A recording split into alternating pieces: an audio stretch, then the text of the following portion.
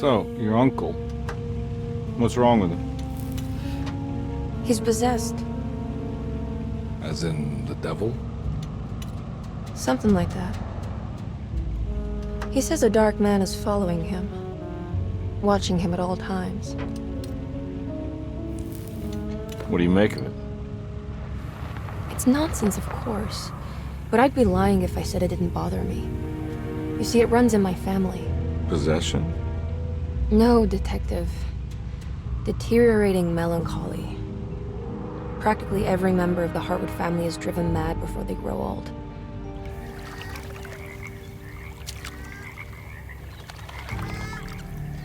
But Jeremy didn't kill himself. Is that why he's at Derceto? Despite being convinced that he is truly possessed, he decided to put his last chips on Dr. Gray and his psychoanalysis, figuring he might stumble upon some cure.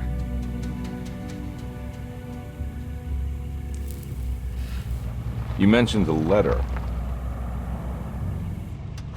I received a disturbing letter from Jeremy accusing the staff and all the other patients of being involved in some cult. And now they are also out to get him. Could it be real? Or is it all just in his head? It's a story he tells himself, Mr. Carnby. Anything to avoid the truth. Which is? That we're all terribly insignificant. That people mean so very little to one another. That there is no one out to get Jeremy Hartwood because he isn't worth getting. Here we are.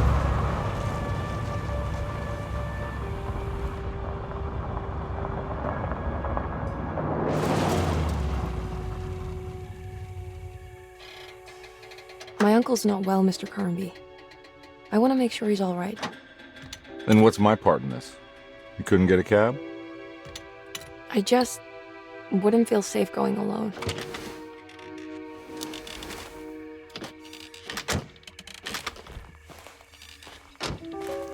Did you bring a gun?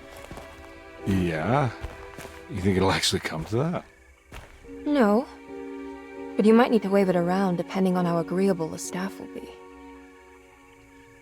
What exactly are we gonna do when we find Jeremy? I don't know. Let's just find him first.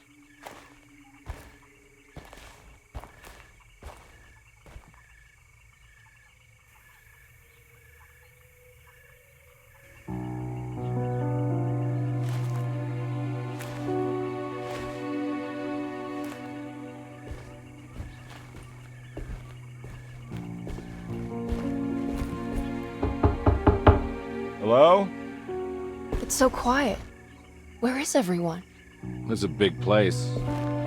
Maybe they're on the other side of the house. Stay here. I'll have a look.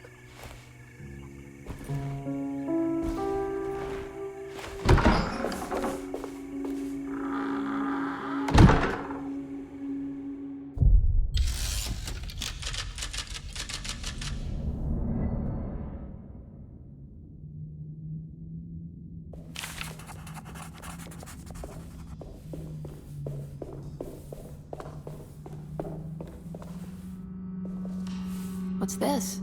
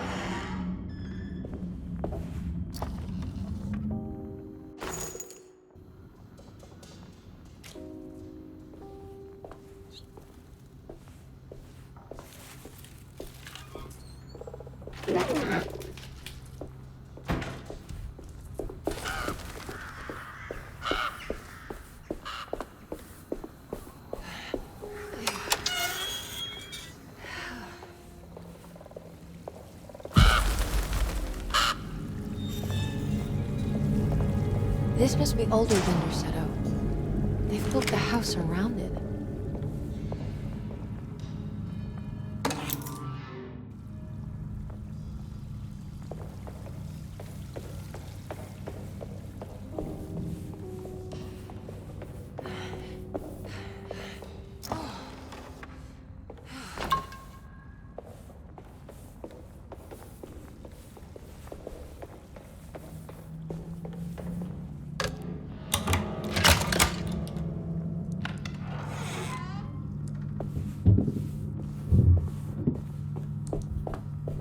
not just take this?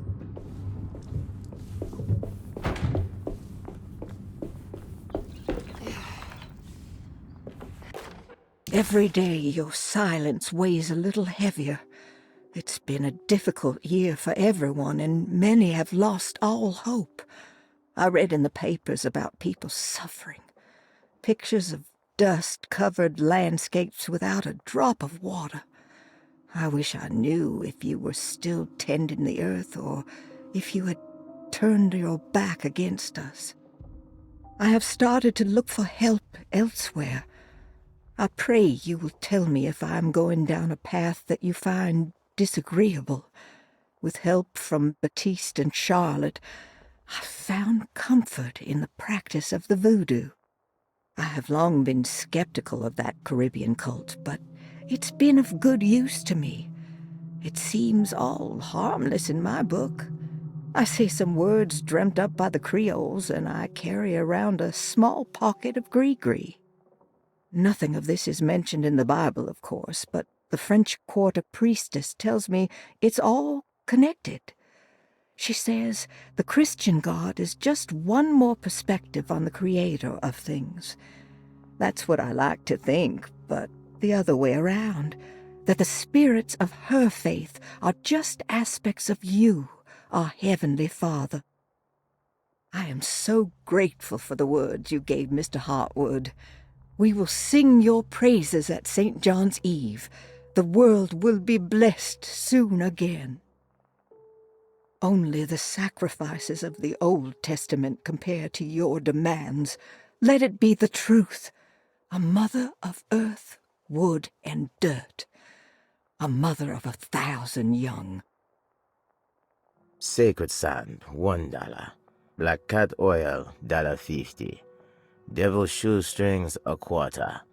That makes $2.75, madame. What was that you were telling the doctor? A goat without horns. What does that mean?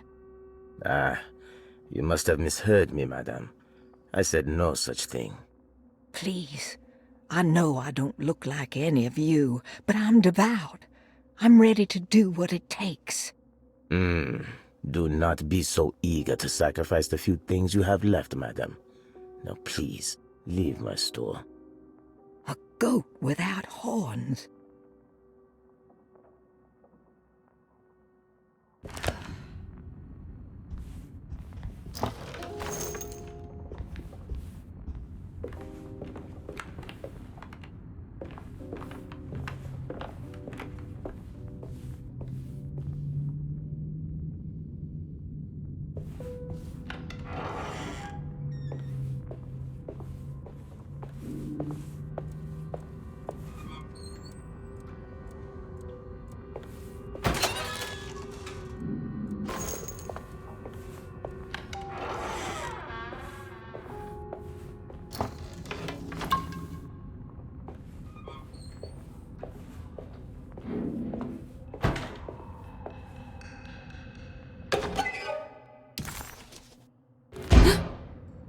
What was that?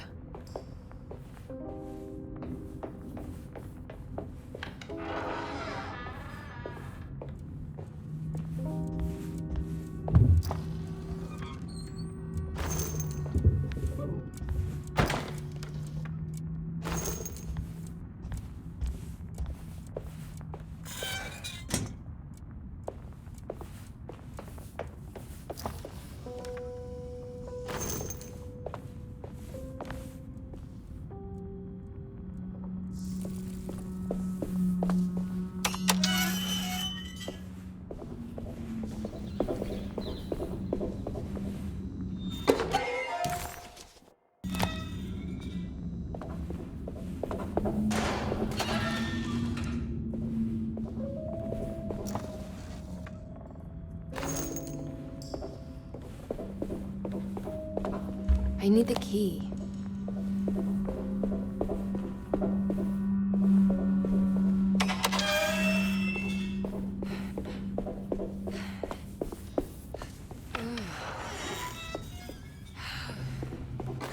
Please do not touch the boiler. It is working after all. While the sabotage has caused a leak, only the decorative plate has been completely ruined. Let's wait for Mr. Chance to turn up and he can take a look at the leak. Mr. Waits.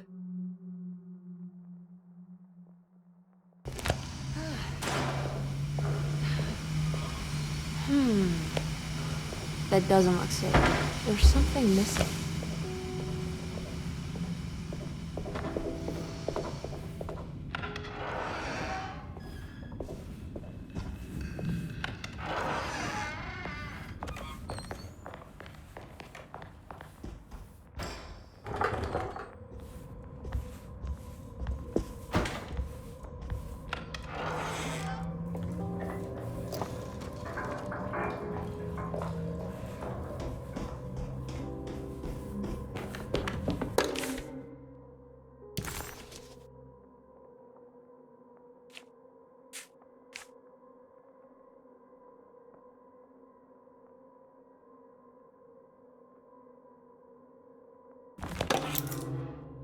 Now what's this?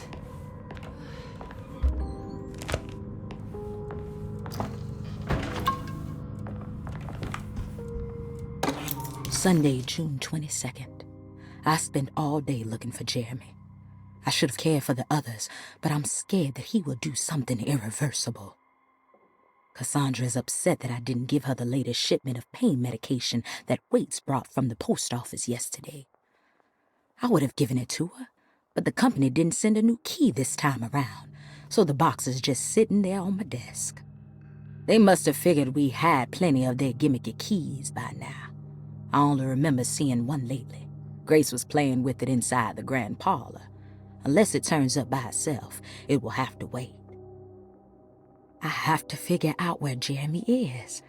I think Jack knew something. That dog of his found a strange rot permeating the house. She's showing us, he said. Like those blots and streaks of fetid rot was talking to him.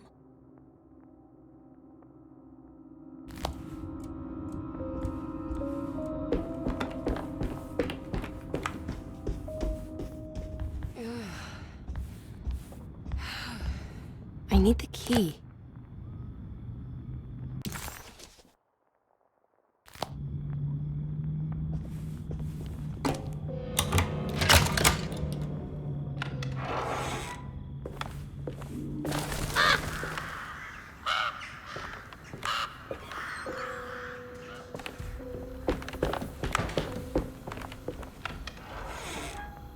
Whoa. I need the key.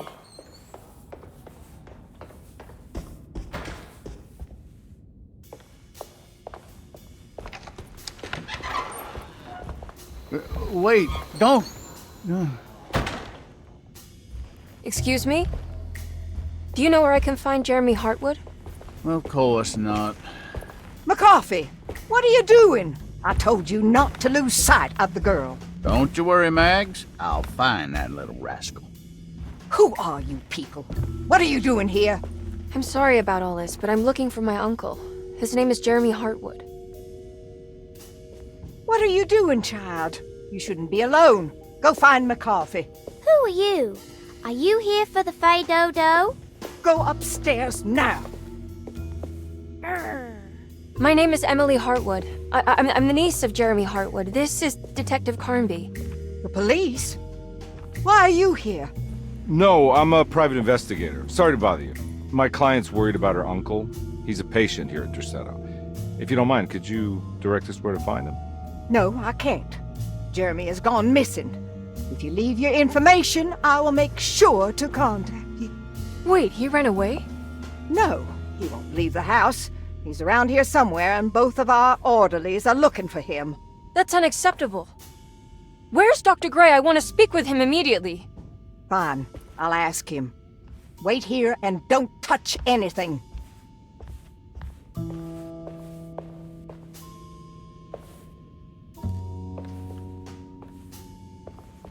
Do you want to see Jeremy's room? Can you show us? Follow me.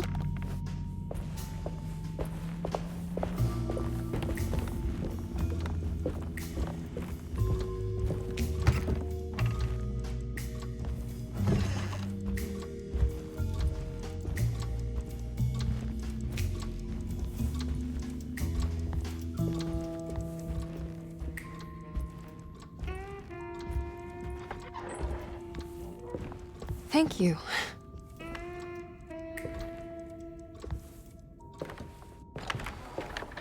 Strange kid.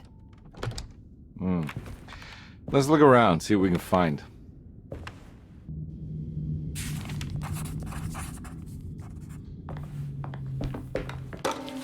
Every night the dark man stands opaque at the threshold of my room, counting the days until my spirit spills out of my tired shape. Only his pallid mask shelters my remaining sanity. Staring directly into the face of that demonic sultan would surely sunder time itself. Would he have looked the same to my father as he struggled for his life? Does his veiled face haunt my niece quite the same way? I wish so that I could rest my soul in that sunburnt convent of Tarawea. Would I find you there, Juan? Or Senora Perosi, back from the beyond? Every night I hide from him, moving from one misshapen memory to another. Scenes conjured out of fantasy and delirium. Places I struggle to even paint. I wish I understood your death, Signora. Is there anything I could do for you but bury you in that bleak necropolis? That triumphant chapel rising above the ledges and the oven vaults shall be your sepulchre, where you may rest, and I shall weep.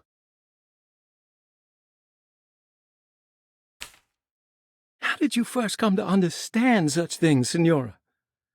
How did you know that the battered boiler in the basement would lead me to Lafayette Cemetery?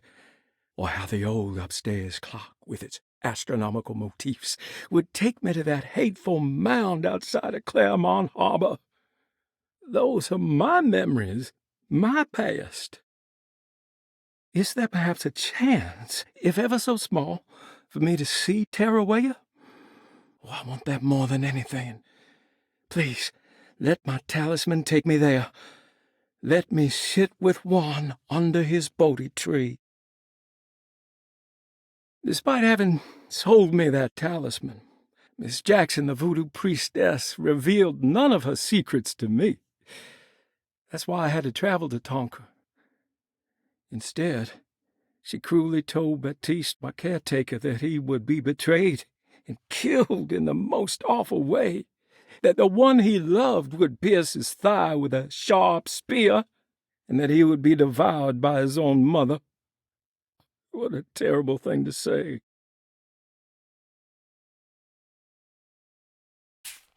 The people of Derceto are becoming dangerous.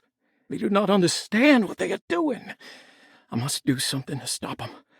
I tried talking to Dr. Gray, but he confuses my worries. He's caught up in treating me. How can he expect evil to be cured with medicine and conversation? The orderlies, the housekeeper, and the patients are all deranged. They will call upon evil to enter this world. All will be lost. Everything. Unless I can find the clerk, Mr. Waite. He seems to be a clear-thinking man. Maybe Beauregard. The dark man offered me a prison, and I accepted. I signed that miscarried contract and entered the dark pact. Everyone is safe, except for me.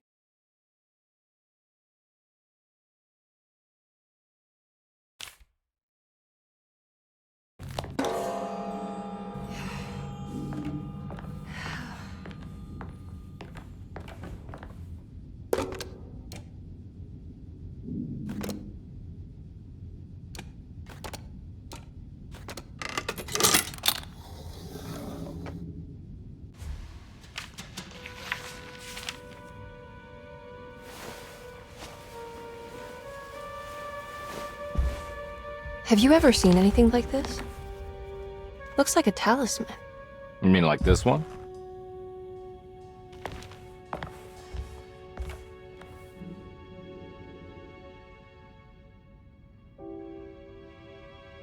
Can you find me a knife to cut the canvas? I want to take this with me. You want to take the painting? Sure, I'll find one.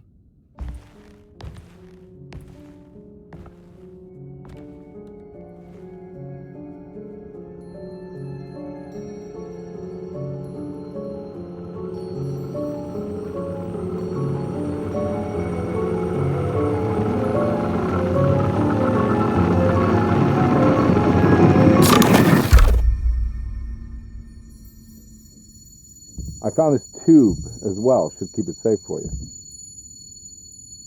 Do you want to carry it, or should I?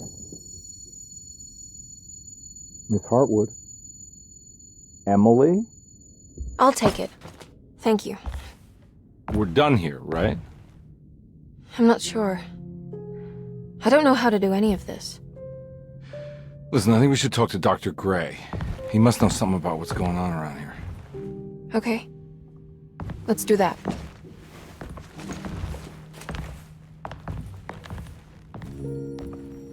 Come on, I don't want to be here all night.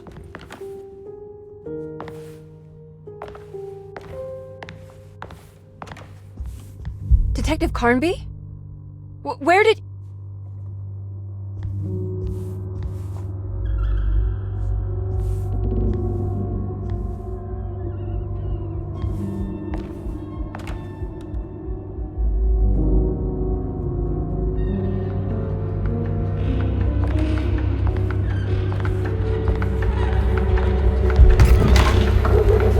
What on earth is happening?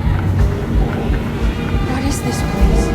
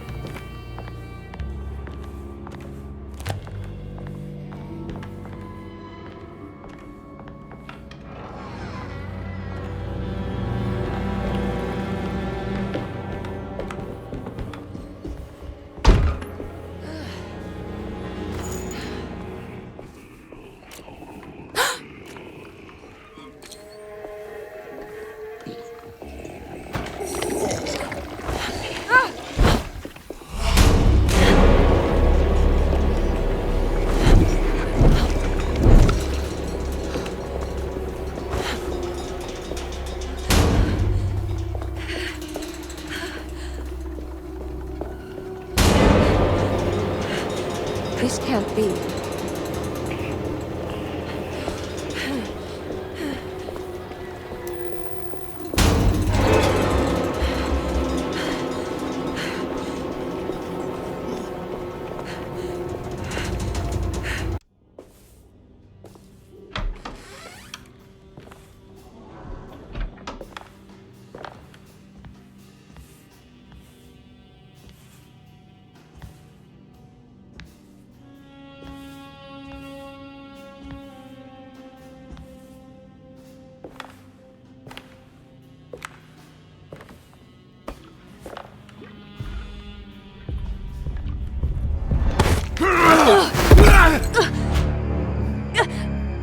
Emily, is that you?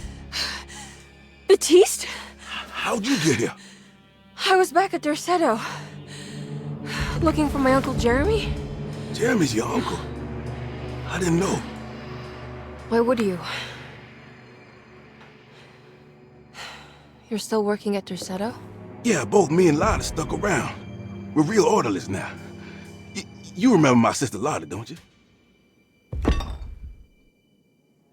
What happened, Baptiste? How are we here? You know about the dark man haunting your uncle? I'm familiar with his mental state. I think we all in his head somehow. Because these streets are real, but they're not like on any map. Nah, this is like when you remember something, but in the wrong way. Do you know how to get back to Derceto? I'm not safe here. Truer words have yet been spoken, Mrs. Marcus. Don't call me that. It's Miss Emily Hartwood. There's no reason to call me anything else. I'm sorry, Miss Emily. I'm just trying to tell you like it is. This place ain't safe for no one. There's evil hiding in the dark. How do I get back? Only Jeremy knows how. He has this juju necklace guiding him. You mean this talisman? Mm-hmm. Just like it. He says it's been protecting him. Ever since he got it from Miss Jackson down the street. You know where it came from?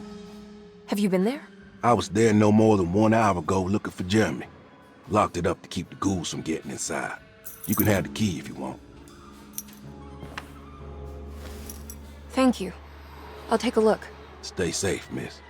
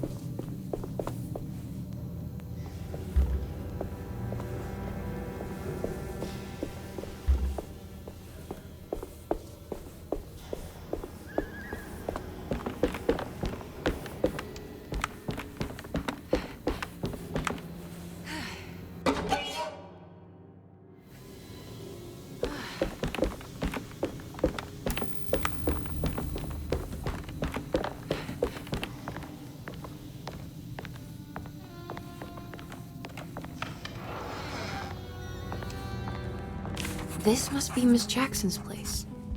Let's see if we can find out more about Jeremy's talisman.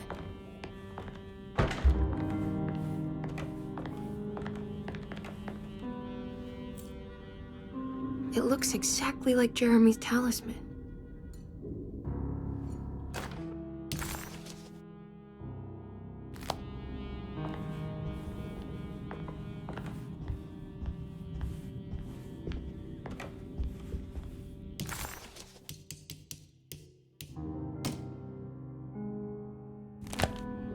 I think it's meant to hold the talisman.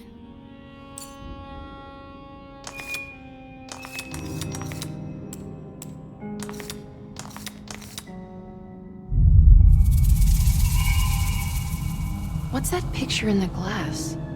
Where is that?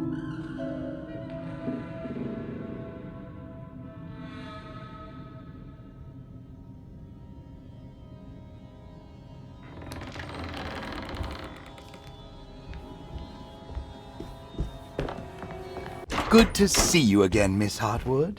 Mrs. Thompson told me you were here. She also alerted me that you brought a detective with you. I'm very curious to hear what this is all about. You don't remember me, do you, Miss Hartwood? We met at your family's house in the Garden District, when your uncle was about to be admitted under my care. No, I remember. Sorry. I'm not really feeling well. Oh, well, in that case, have a seat. Let me make you a drink. I don't seem to have made much of an impression on you. On the other hand, I can vividly recall you and your parents. Because of our cheerful disposition, I'm sure. You are far too intelligent to think that. You come from a joyless family, Miss Hartwood. The only amusement I took from my visit was discovering that the young lady's drink was an old-fashioned. Very astute. Is that supposed to make you seem attentive or intelligent? Whatever you prefer. Are you ready to tell me why you are here, Miss Hartwood? And why you brought a detective? I received a letter from my uncle. He seems certain that he was in danger here. If I find out you're treating him badly, I'll be taking him back with me to New Orleans. Really? Is he going to live with you in your tiny garçonniere? That would be a spectacular way to ratify your spinsterhood. Because you are well aware that your father would never let him back in his house. No, I have it. Maybe you can bring him back up north. You've been wanting to move back for quite a few years, haven't you? You always preferred your mother's side of the family. Jeremy is free to leave with you. I won't object. However, there is one problem, as you might have learned. He is, in fact, missing.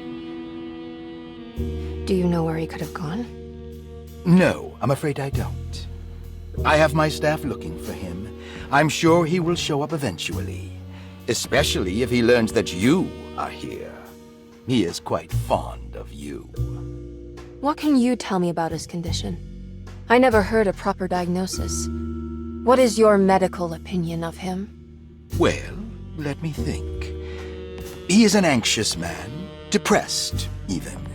He suffers from a perceived lack of order in his inner and outer life. He constantly complains about events not presenting themselves according to their divine nature. And the Dark Man? Hard to tell if it was ever anything specific. Jeremy uses the Dark Man as a psychological scapegoat to avoid facing the truth that he is in any way at fault. You don't think there can be any truth to the Dark Man's supernatural existence? Why would you ask that? Can we ever be sure? If the Dark Man is some sort of evil presence that is in possession of Jeremy? Well, I assure you, any evidence that you experience supporting that claim is purely delusional. Don't get caught up in mass hysteria, Miss Hartwood. You wouldn't want to take your uncle's place in this hospital, would you? I'll be leaving now, Doctor. I need to keep looking for my uncle. Do so, Miss Hartwood. I'll let you know if he shows up.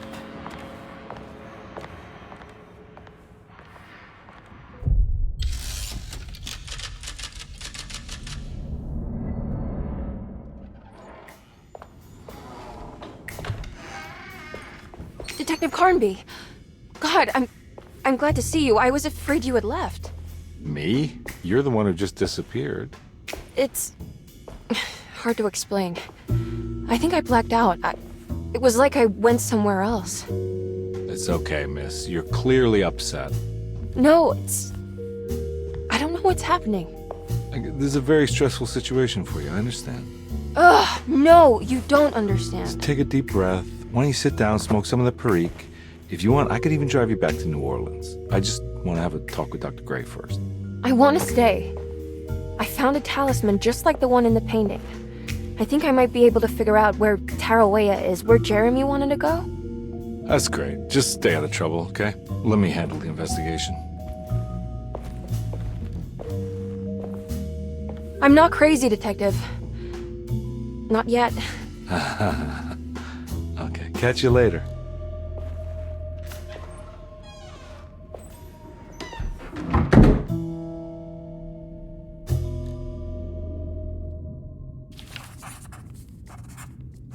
If a talisman like this can open up doors between the French Quarter and Derceto, then maybe Jeremy is hiding in some strange other world, like Tarawea, the place he mentioned in the book.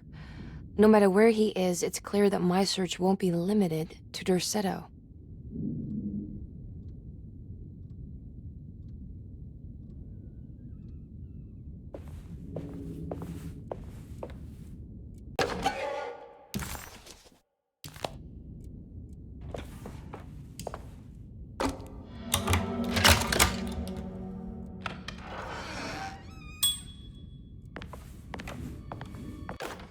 Saw your notice in the boiler room. You should know Mr. Chance won't be coming back. I got no business being in there myself, but you can take a valve from the wine cellar if you want to try to stop the steam pouring out. Be careful.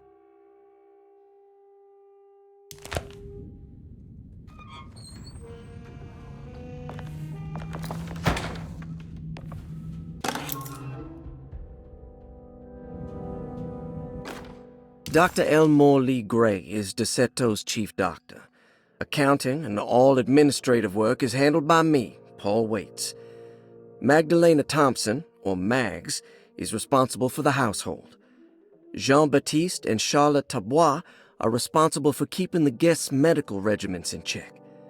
Finally, Jack Chance is our gardener, who can occasionally be seen in the conservatory, but is for the most part busy outside. There are currently 6 guests at Derceto. Malcolm McCarthy and Ruth Tallant reside on the first floor. Jeremy Hartwood, Elisabetta Perosi, Grace Saunders, and of course Cassandra Beauregard live on the second floor.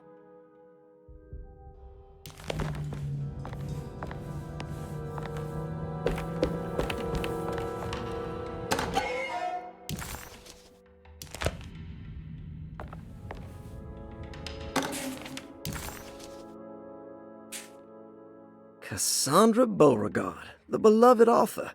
Very exciting, isn't it? What do you want to put down for reason for admission? What her agent told us. Cassandra suffers from writer's block and needs to finish her moving picture script before the end of June. Mr. Chardot suggests Cassandra's heavy use of barbiturates is holding her back and risks ruining her career. And how should we summarize her personal history? Let's keep it short. Cassandra Beauregard is a beloved crime author who managed to pull herself out of poverty and into stardom. 5 years ago, she tried killing herself by jumping off a balcony. The incident left her a cripple, and now relies heavily on her wheelchair. And for diagnostic impressions? Cassandra suffers chronic back pain following her suicide attempt. She self-administers morphine to keep herself ambulant, but has become addicted and the desired effect is now lost. The drug abuse clouds her mind, and she is unable to focus on real life. To save herself from this insight, she instead makes up stories to fill out the gaps in her own thought process, resembling the Korsakoff syndrome. Oh, bravo, Doctor. How will you treat her? First of all, she needs to be weaned from her drug addiction, and hopefully it will resolve her compulsive lying. Then look into permanently numbing her pain in her back through surgery. Finally, deal with her suicidal thoughts. Fantastic. With such a short time before June, I really hope she gets better soon. We will do what we can. Grace Saunders, 11 years old.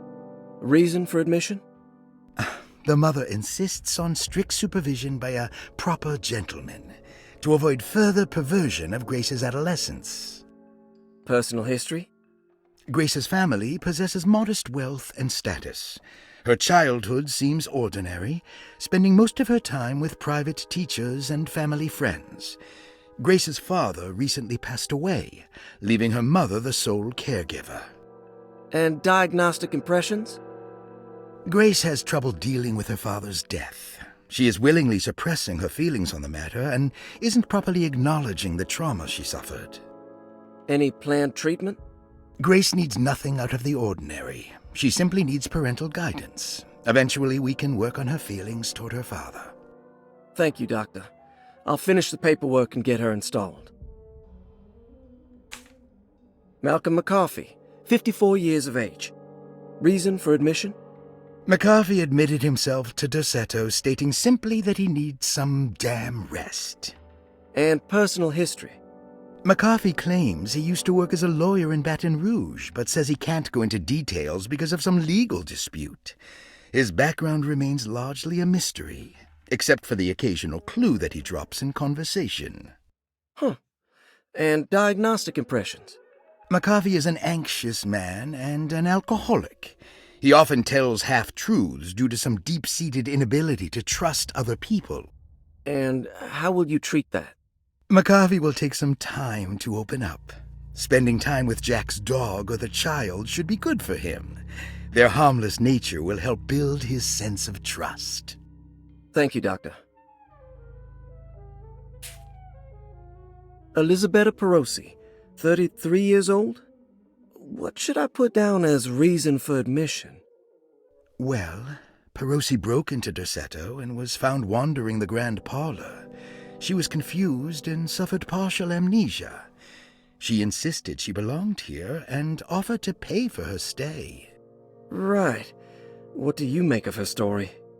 Perosi claims to have been a member of the Astarte artist colony some 20 years ago.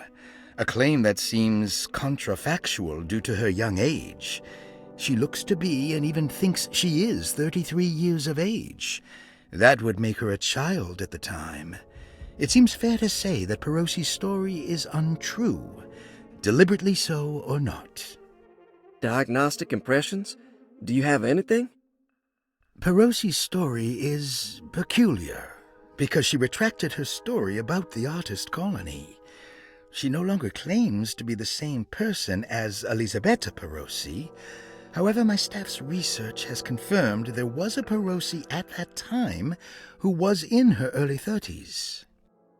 I suppose this case will take some time to investigate. How will you go about it? I wanted to contact the real Perosi, but it seems the whole colony disappeared one night. September 29th, 1915, during a hurricane. I will have to take it slow and figure out what this spell of impersonation could have been.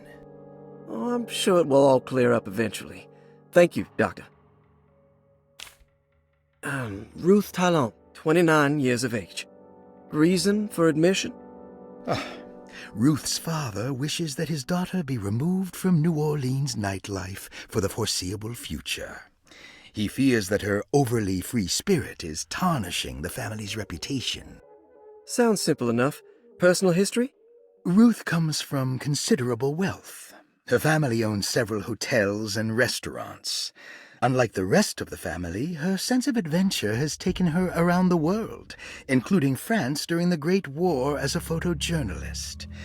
The last decade, she has provoked many rumors of being a debauched flapper, bordering on nymphomania. And diagnostic impressions?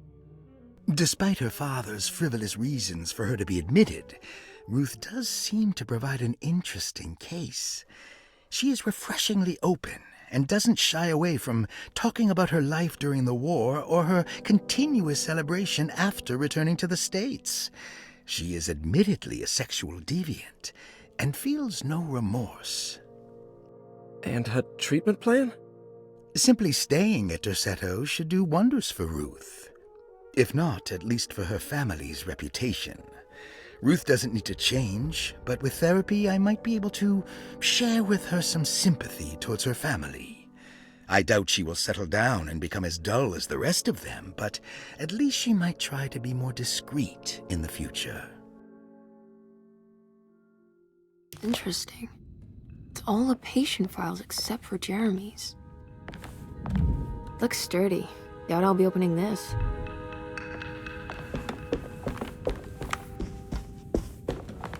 I need the key. Paul, you're right about the plates on the boiler and the clock. They have been sabotaged, and I think I know who did it. They have something to do with Jeremy's episodes and how he seems to disappear at night. Right now, it's important that you keep an eye out for any of the pieces. I want to find out if I can repair the plates. Let me know if you find any of them. Lottie. Tell Lottie to take a look at the well in the kitchen garden.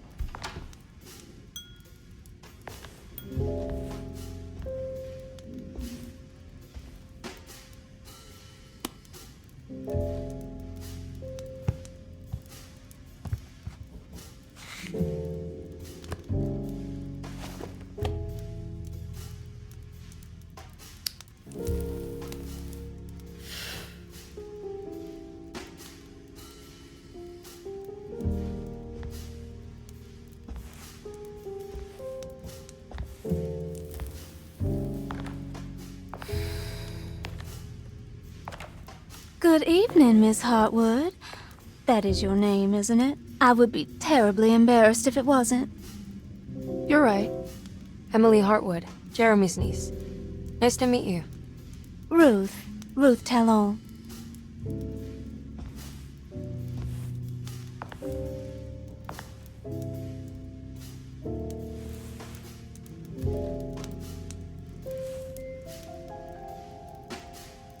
Is that Perique you're smoking? How terribly quaint. Maybe so, but I like it. Would you care to share some? That smell is making me feel very nostalgic.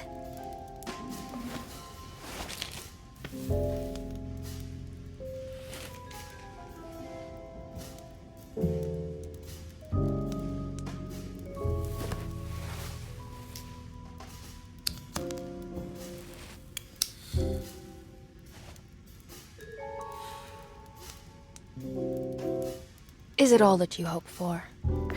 I enjoy your light mockery, Miss Hartwood. I can tell we would make great friends. How flattering. Too bad you're locked up in this place. Your insincerity is really refreshing. I wish you were mad as I am, then you could stay. Give it a few years and I might just be. Lunacy is one of my family's few privileges. Oh, good. I'll be looking forward to it.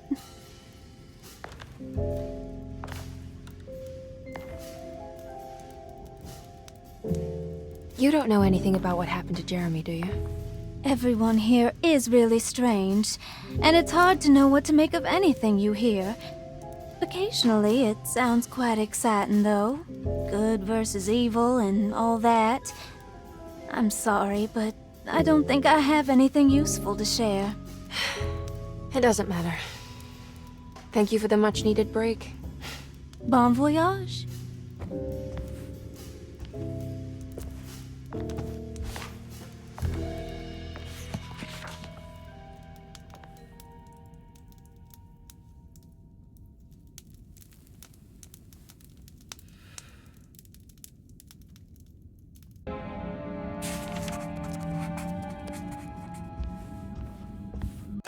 Lost Plantations of Louisiana, Thierry Briclot, 1917. Derceto was a small plantation on the eastern shore of Lake Pontchartrain. The land was considered difficult for industry and was sold for only $30 to Elijah Pickford in 1818.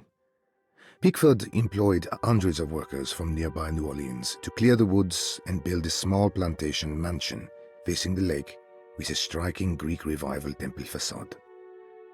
Derceto kept a modest production of Perique tobacco and indigo that persisted up till the Civil War. During the antebellum era, Derceto was the source of many rumors concerning voodoo and witchcraft. People who traveled the lake reported seeing people dance at night in front of bonfires, bleating and wailing. On June 17, 1862, Captain J.W. Norton of the Union Army recounts leading a raiding party from ships anchored in Lake Pontchartrain in order to seize control of Derceto and free the slaves working there. The captain was surprised to find the workers fighting back with unprecedented zeal. Norton's account describes these men and women as enraged with fanaticism. Pickford reportedly tried to placate the raiders, but was shot in the confusion. Captain Norton left the mansion burning and retreated to his ships with his men. Derceto was left in ruins for several decades. The ownership of the land was long disputed and returned to the Ledoux family in 1901. Several police reports were filed during the following years as the Ledoux tried to get rid of a camp of squatters on their land. The police made several visits to remove the trespassers, but the people kept returning. On November 1, 1907, Inspector Legrasse of the police charged a deadly attack in order to save several children kidnapped by the squatters. Many were killed, and even more were jailed. The following year, Ledoux rebuilt Derceto, incorporating the surviving stone foundation and adding a magnificent wrought iron conservatory. The farmland had been reclaimed by the surrounding woods, so it was no longer profitable to use as a plantation. Instead, the house was turned into an artist's colony. The Astarte Artist Colony was a successful group of artists, including figures such as painter Heinrich Cassel and poet Nora Keith. The group was also known for their beloved Mardi Gras crew called the Pirates of Pontchartrain. On September 29, 1915, a tropical hurricane tore through Louisiana, causing Lake Pontchartrain to flood New Orleans. Due to the remote location of Derceto, it took almost 2 weeks for outsiders to learn that the artist's colony was abandoned. The 12 residing artists had all vanished without a trace. The empty mansion of Derceto still stands on the shore of Lake Pontchartrain, with much of its temple facade intact. The Ledoux family currently has no intention of repairing the house.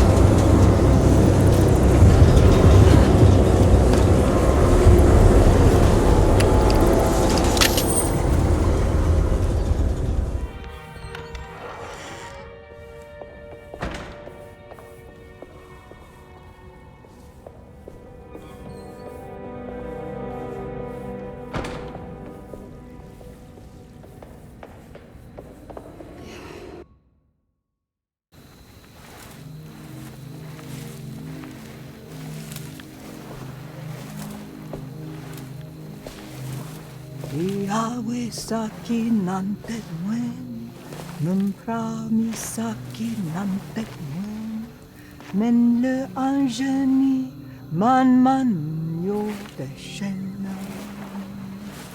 you doing sneaking around? You almost scared me to death. I'm sorry. I didn't mean to disturb your ritual. I wouldn't have guessed voodoo was in practice at a place like this. The doctor may be all about science, but I know these roots have power. You know what's going on here? I have a feeling Derceto is cursed.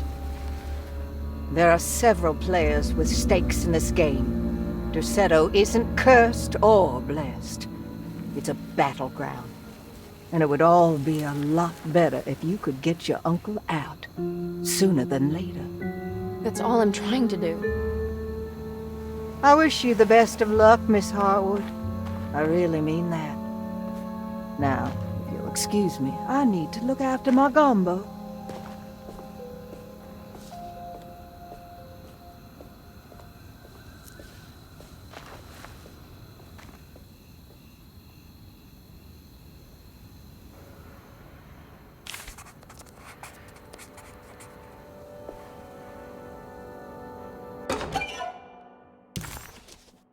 This can't be.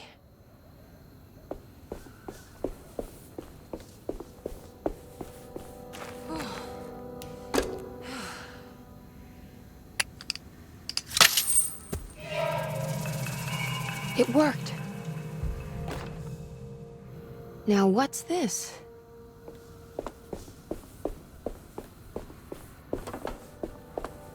What's that?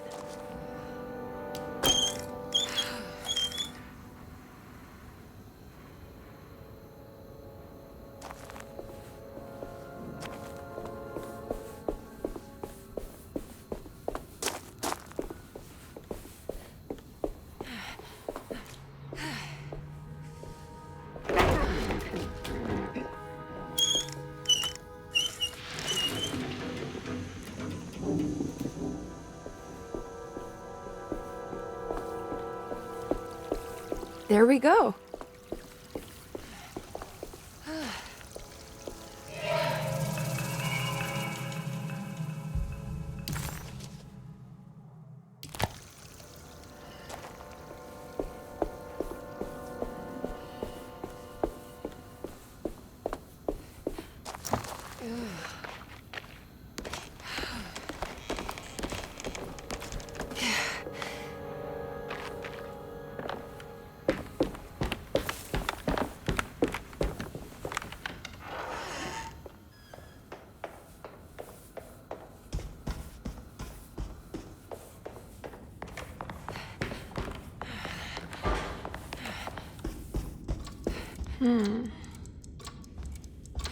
What's that stain? Looks like this looks like the thing that held the talisman in the French Quarter, but it's broken and missing some pieces.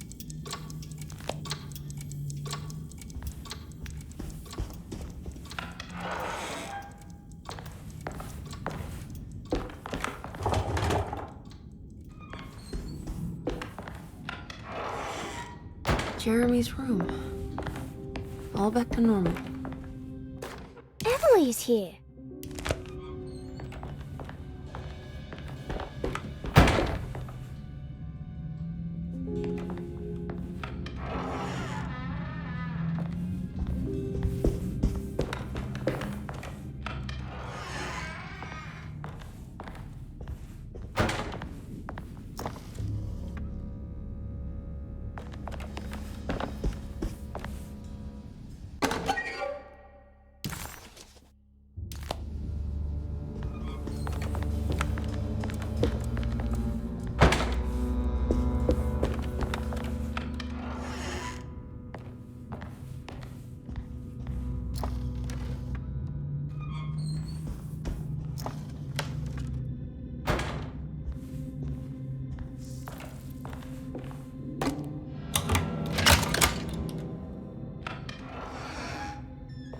What a strange but beautiful room. I did it! I crossed the thresholds to my intended destination without a focusing device. My talisman now knows these roads, and I have no need for the plates. I can find my way to Lafayette as easy as I find my own room. I visited the grave of my father and seen the oven waiting for me. Thank you for opening these doors. I now must summon my courage and go back to that hateful mound outside the oil rig. I hope you'll be feeling better when I return. Jeremy.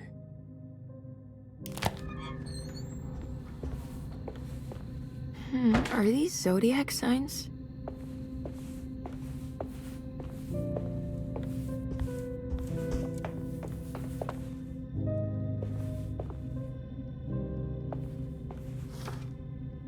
There's some aggressive-looking rot on these paintings.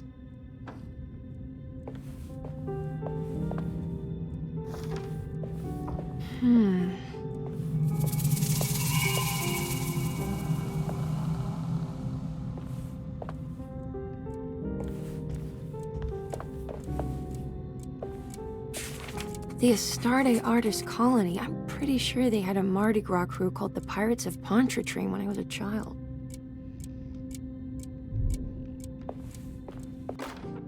Will I need to remember how to get them out again? They are locked up for good reason. I am sure she is still able to whisper the answer in the ears of the wrong people. But not for long. I will see her burned soon enough. That black goat will be sacrificed to put an end to it all. Then it will all be over. No more Derceto, and sadly, no Astarte. Those good pirates of Pontchartrain. May you still sail the lake, until you find the shores of Hali.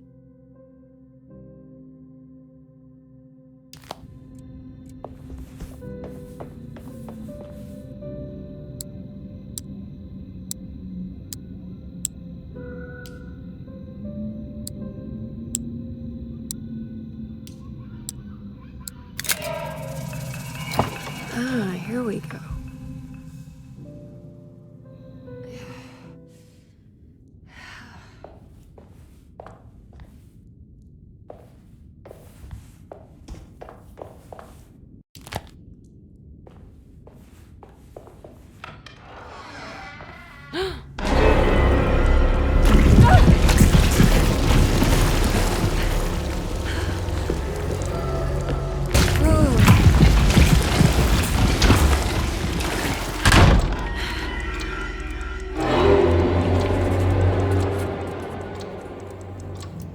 Understand what's happening. I think I've seen this somewhere.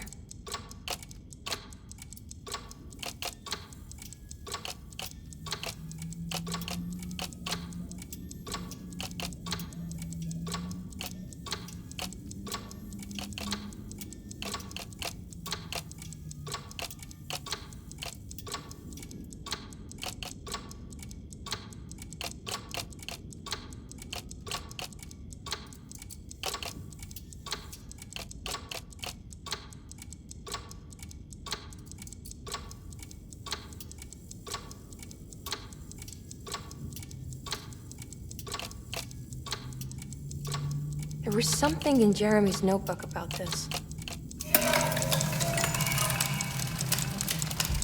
Did it break? The clock just stopped.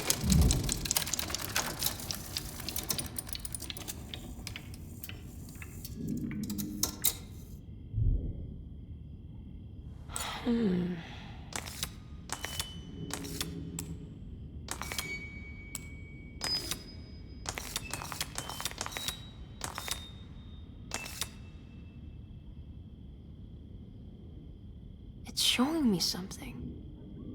That's just the hallway outside Jeremy's room, isn't it?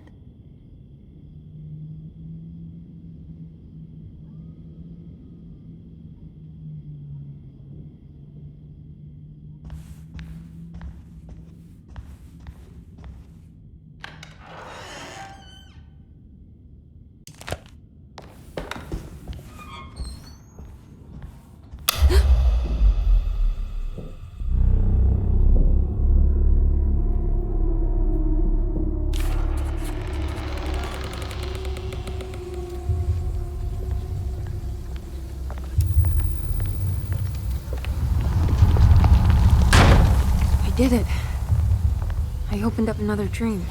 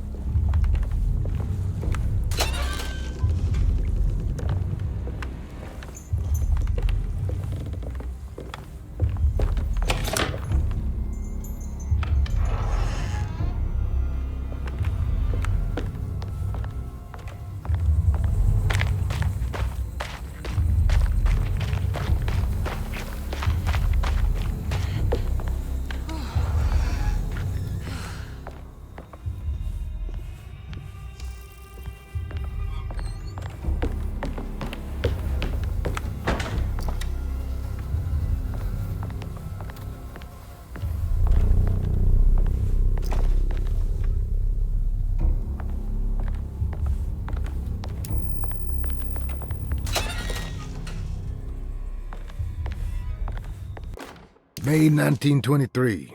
Monday. All okay. Ready for delivery. Maintenance. Oil pump must be serviced. Any tampering causes large spills unless properly forestalled. Tuesday. Shipment delayed but delivered. Maintenance. Service bridge close to broken. Wednesday. Prospectors reluctantly agreed to show the burial mound to Mr. Hartwood, a painter, who read about our finds in the papers. He means to return tomorrow and try to find a way inside. Thursday. Mr. Hartwood's efforts delayed. The workers seemed nervous about his presence. Hartwood promised not to return to the compound.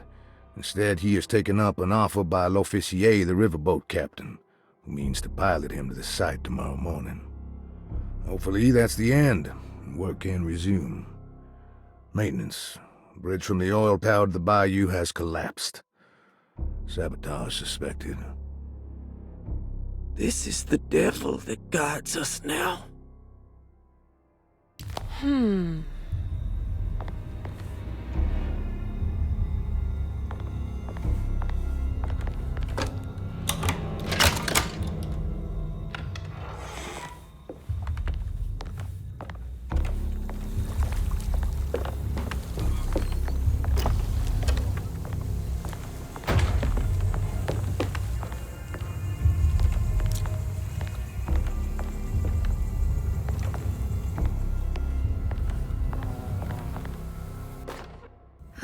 Here we go.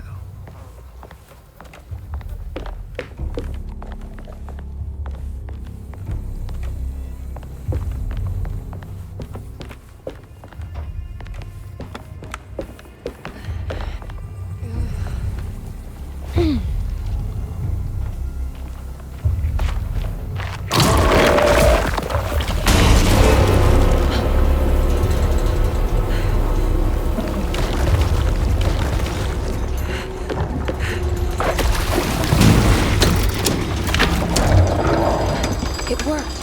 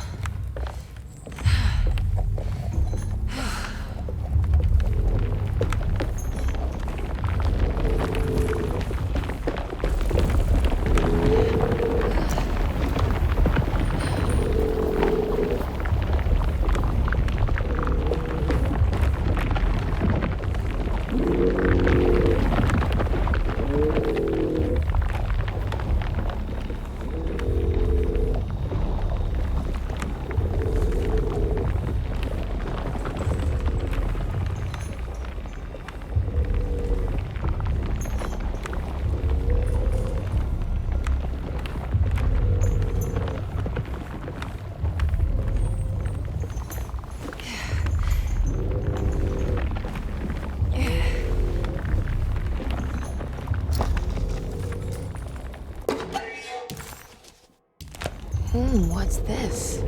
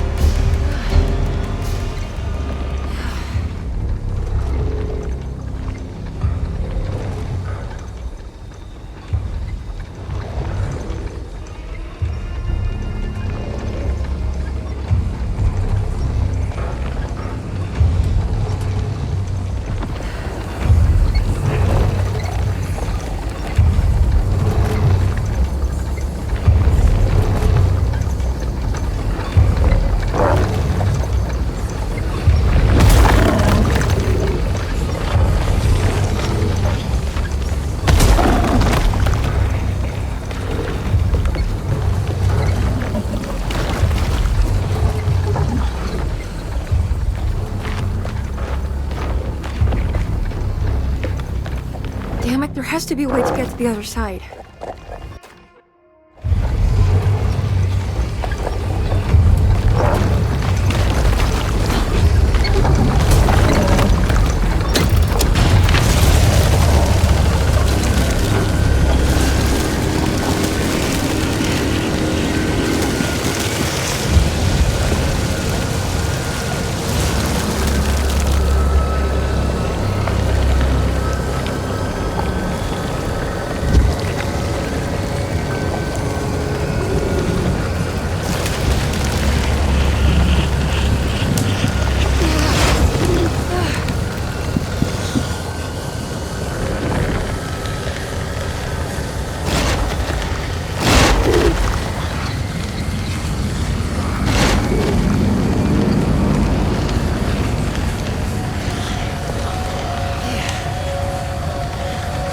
Now what?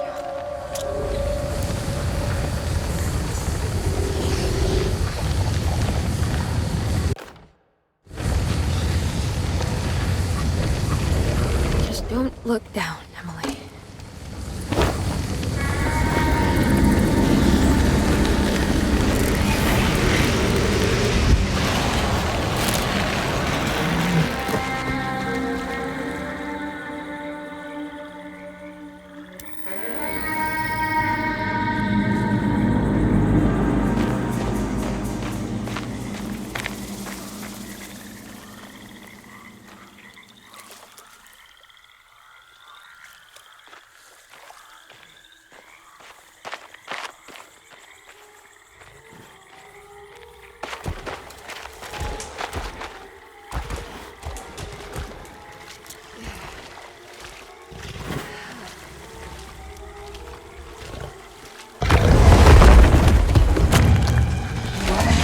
How is that?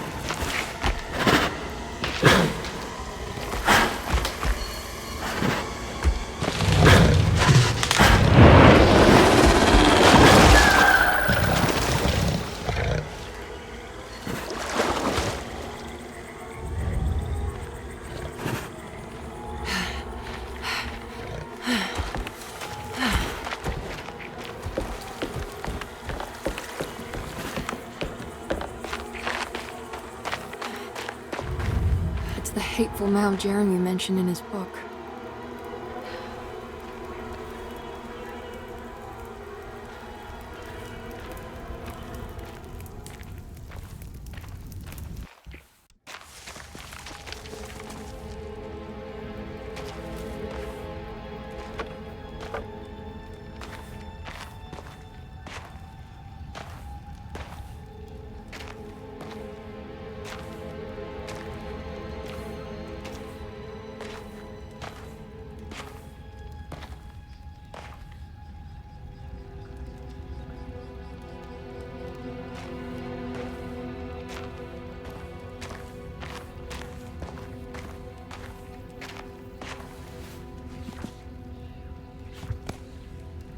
Jeremy, you dropped your...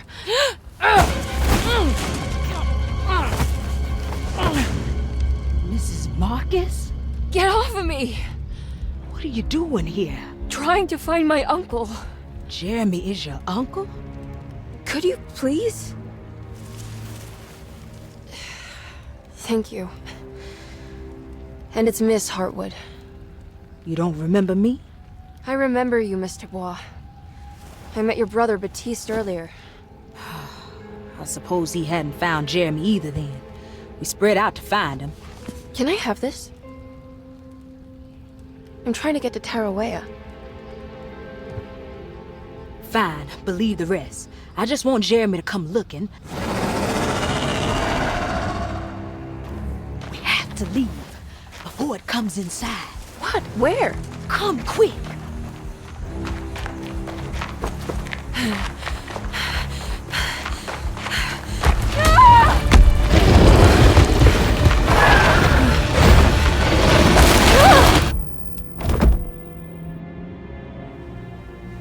Oh, God damn my soul.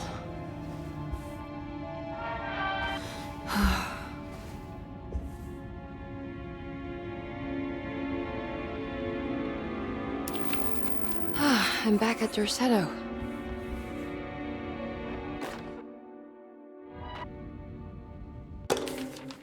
Reflections on the Power of the Verb in Certain Texts by Juan Luis Jorge. To act is in itself divine. Even the slightest movement of our hand is evidence of our soul in motion. Yet our free will is so easily overwhelmed by the dullness of everyday life.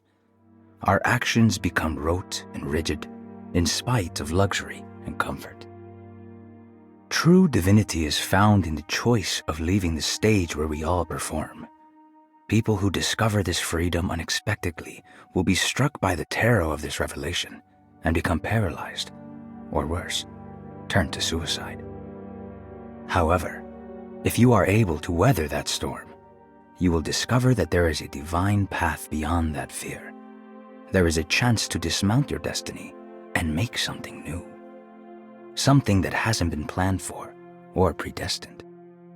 There is difficulty in explaining this type of acting as it transcends our everyday choices. This isn't some banal decision choosing one career over the other, or even who I should marry. Leaving the stage, no matter how, isn't a matter of course correction. It's a rejection of the story that the Creator is telling.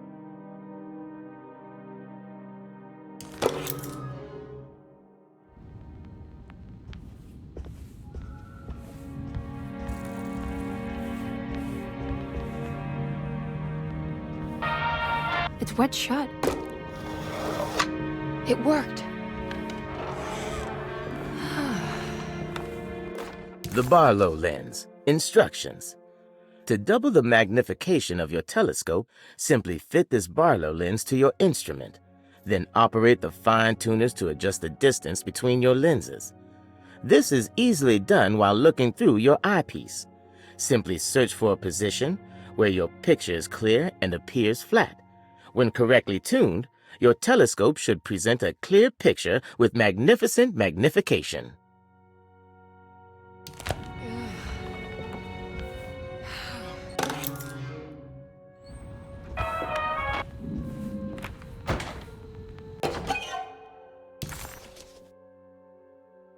What's this?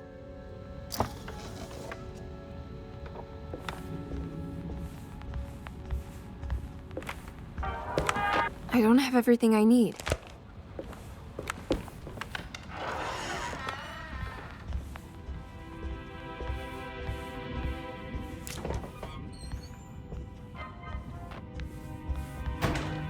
Now this'll come in handy.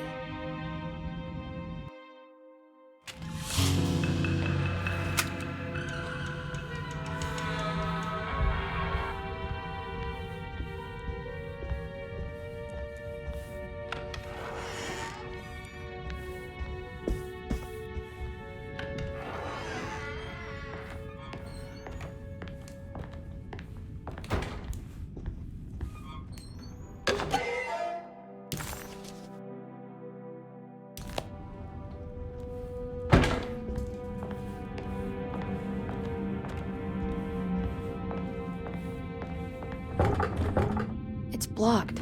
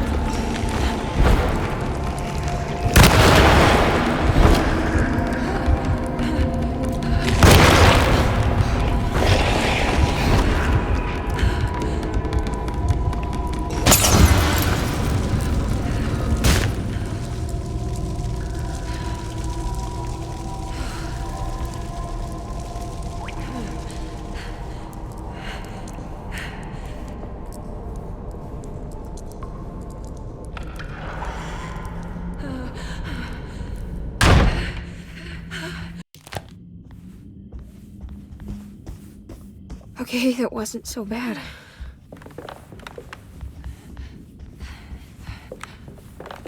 It's wet shut. It worked.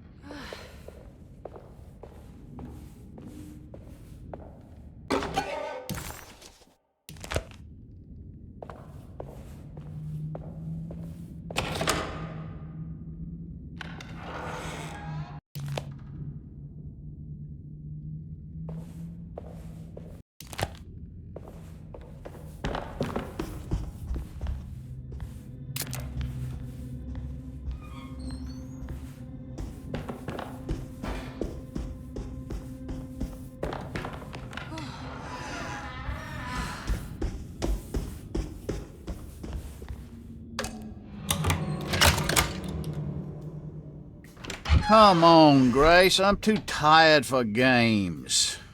I'll even let you play with my jackknife. Oh, good evening.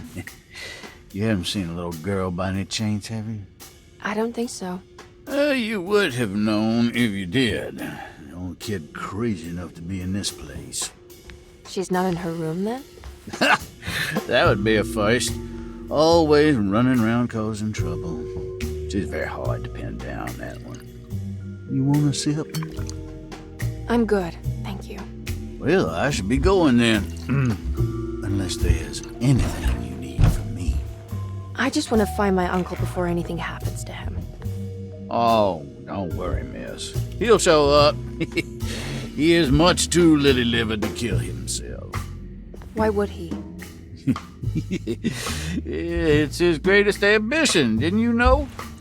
Take care now.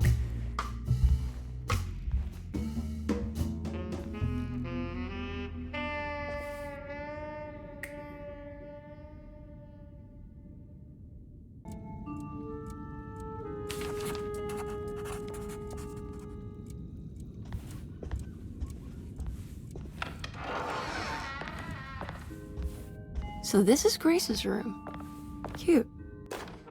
Don't you worry, Grace. Go play your game, bleat and bellow with the others. I won't be jealous. There will be more masquerades. However, I would love it if you would finish my mask for the feast.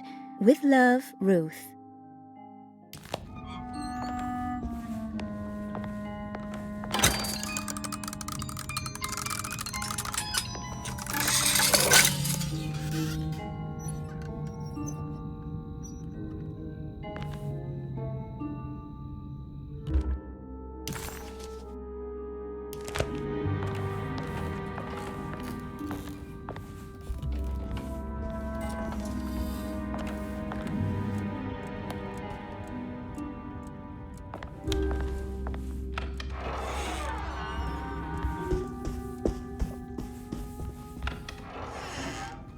This must be the great Cassandra Beauregard's room. I'm not sure what I expected. Maybe something more extravagant? Miss Beauregard, I picked up your medicine at the post office today. As you understand, it needs to be administered by the orderlies for your safety. I've put the box in Lottie's room for now, and I'm sure she will find you as soon as possible. Mr. Waits.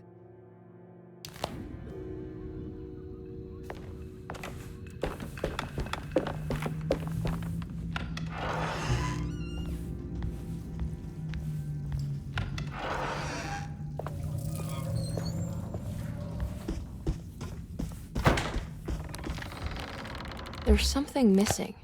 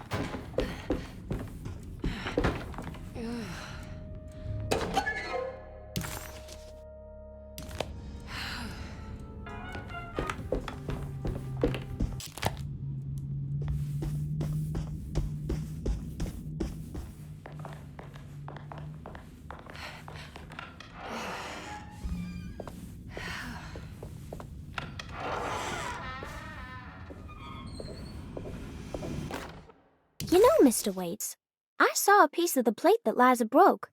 I think she's been hiding them. She's not very good at it. She just chucked it into the little room with all the tools behind the boiler. I left it there. I didn't want to embarrass her by picking it up while she was looking. We went upstairs instead and played backgammon. I let her win, because she's so unhappy. The piece looked like the one on display in Cassandra's room. You know about that one already, right? Or is your eyesight really that fuzzy? I hope you don't feel bad about your glasses. You only look stupid when you squint. Maybe if you had more eyes, you would see these things.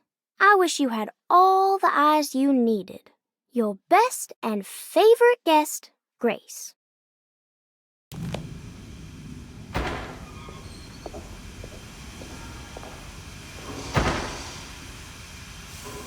It's another one of those plates for the telescope. It's also broken and missing some pieces.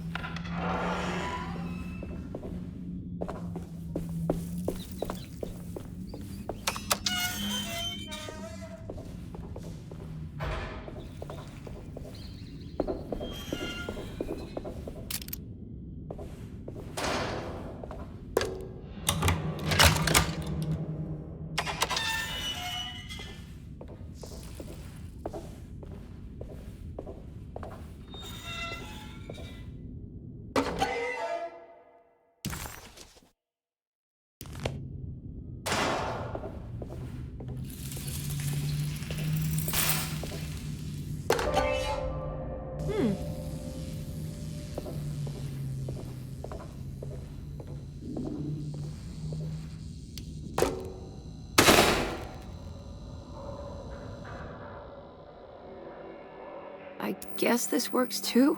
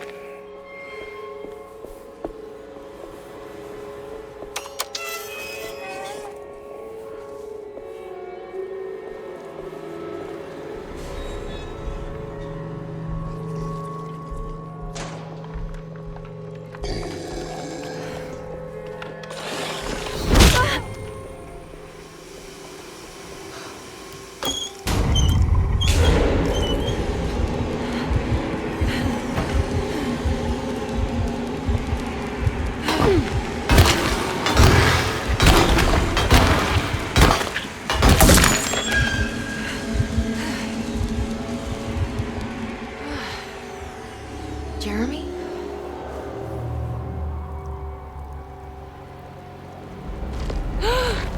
What the hell is that?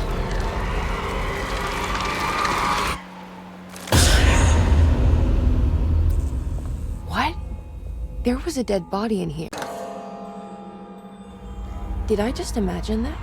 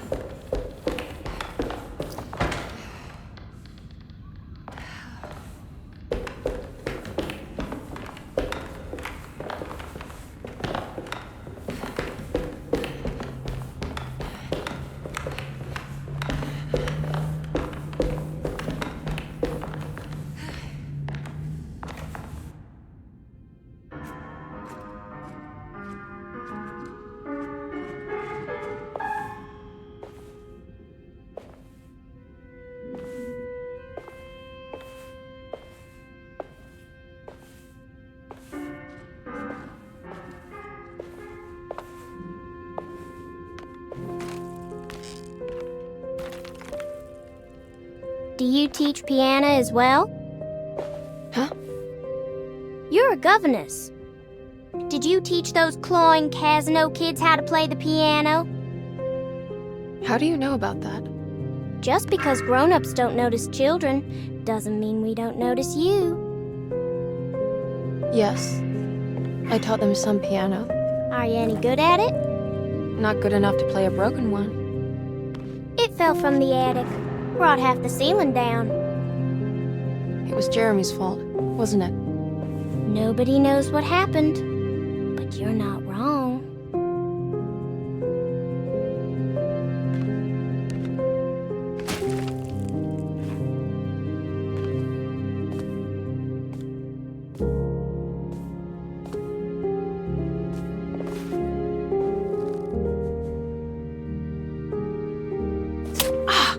What are you doing?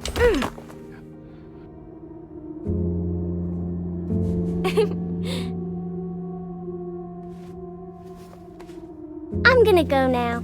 See you around.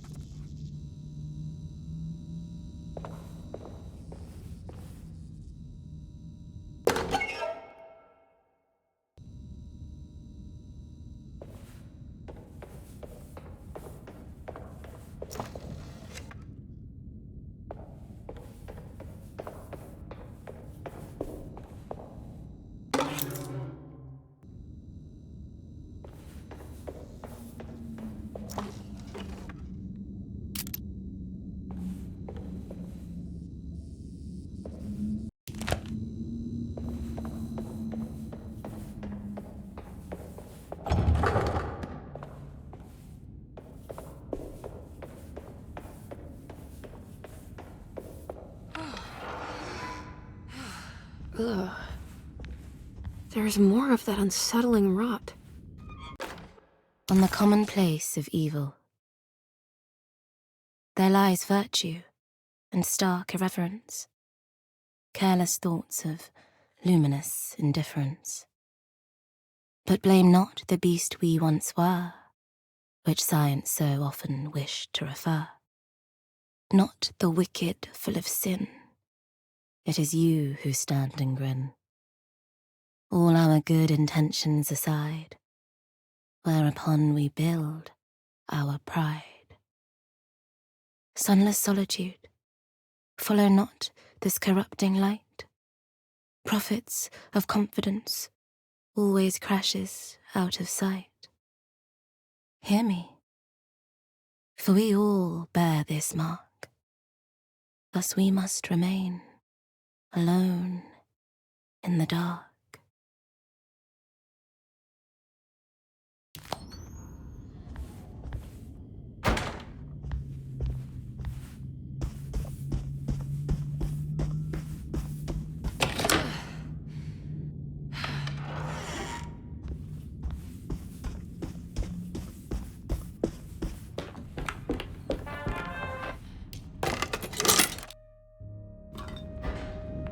Ah, what's this?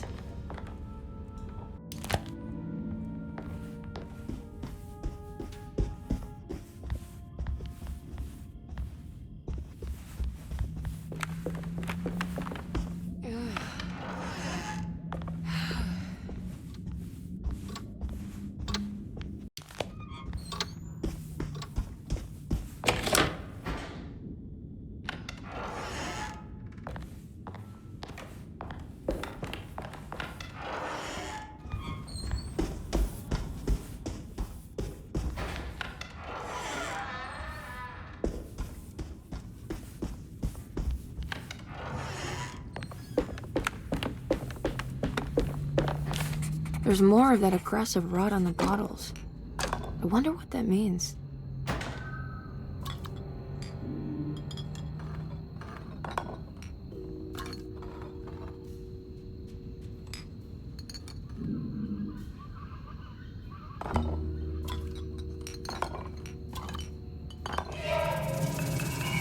The rot made the shape of a snake. Is it telling me something? Maybe it has to do with the numbers on the bottles.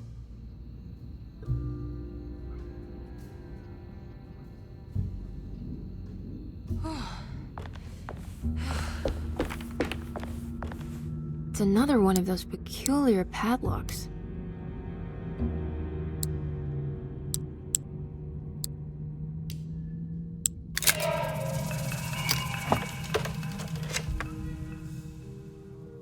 It's another piece of broken plate.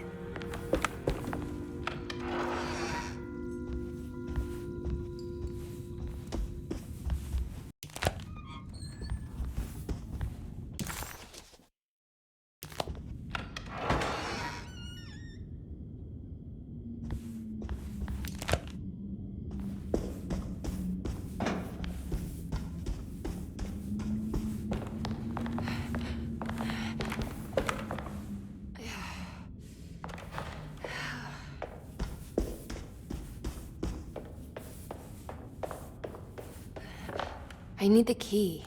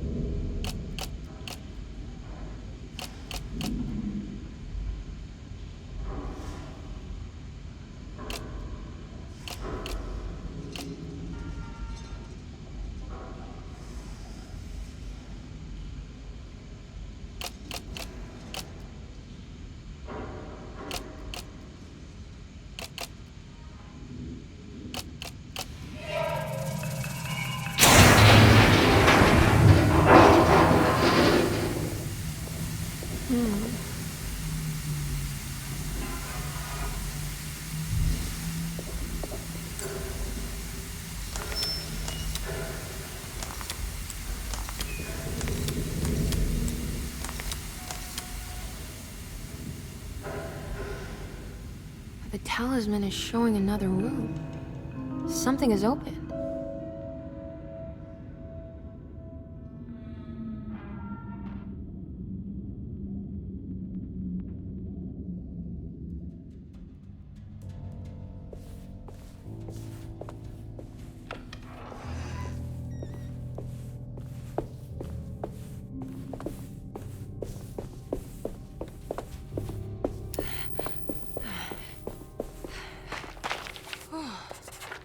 It worked. I'm in another one of Jeremy's dreams.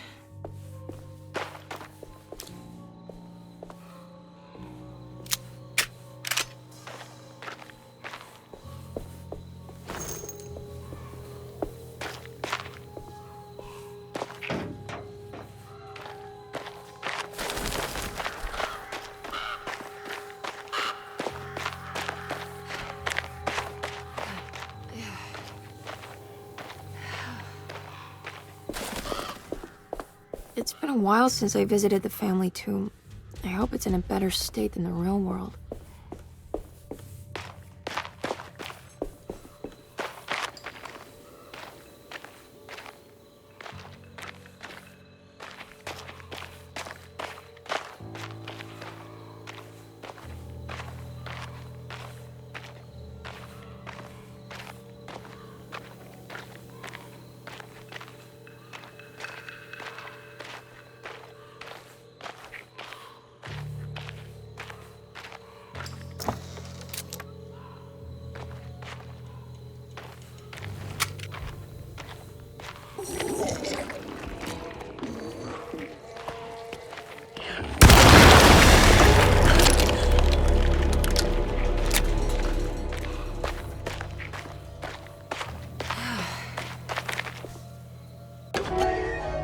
this? What's that for?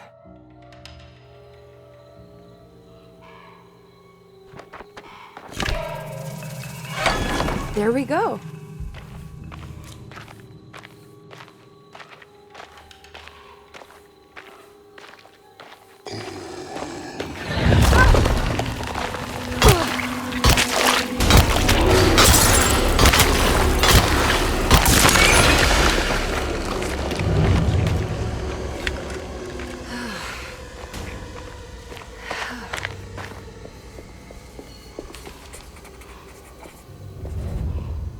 This is the chapel in Jeremy's book. It looks like I need more medallions to open it.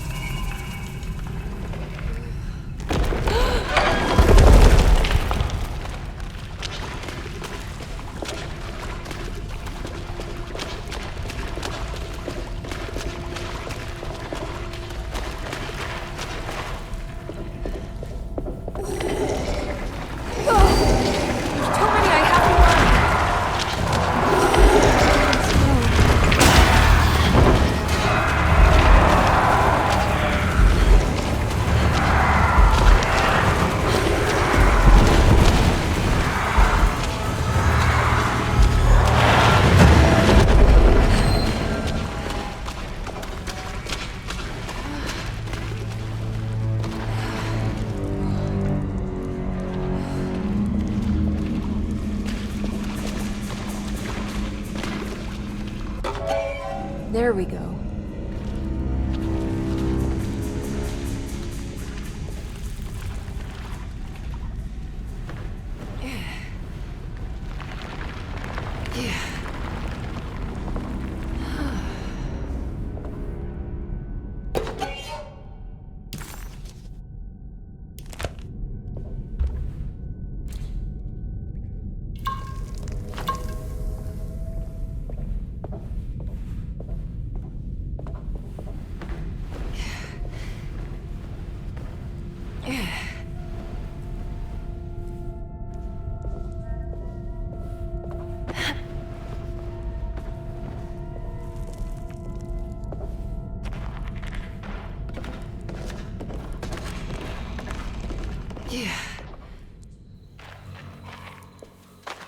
I made it out.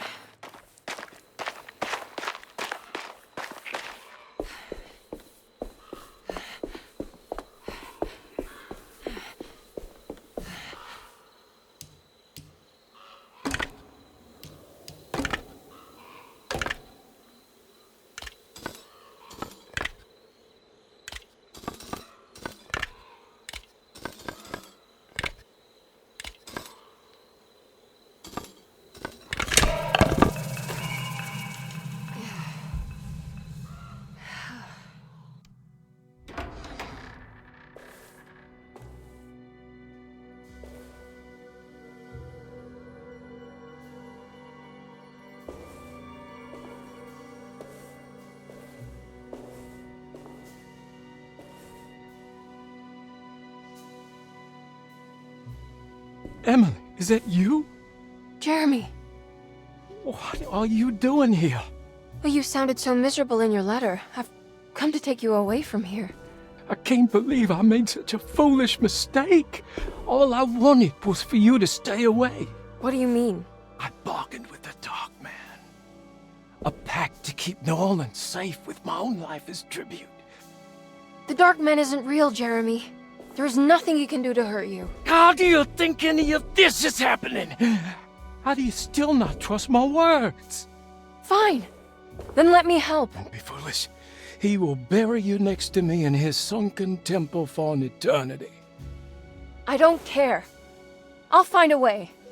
I have my own talisman, and I know about Tarawea. Oh, wait, don't speak.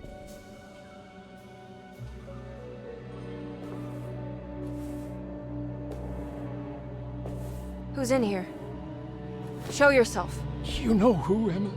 He took your grandfather. No, I mean it. Who's in here? I can feel someone's in here.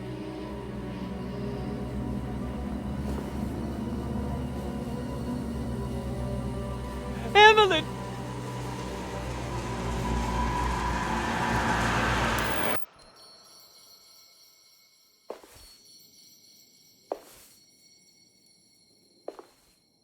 Tarawea. Why do you want to go there, Jeremy?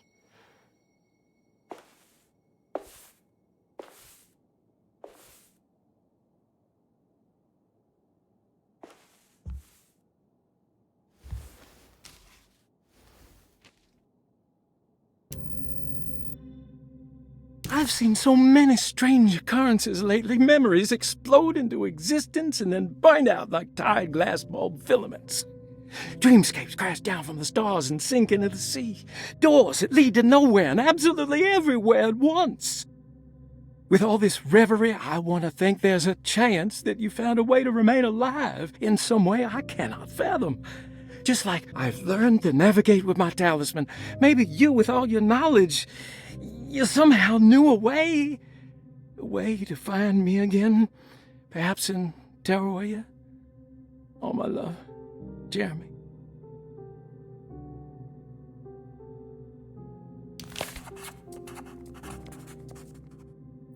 I need to find out more about Jeremy's pact with the Dark Man. He meant to go to Tarawea. Maybe there is something there that would help. She was beautiful. I wonder what happened to her.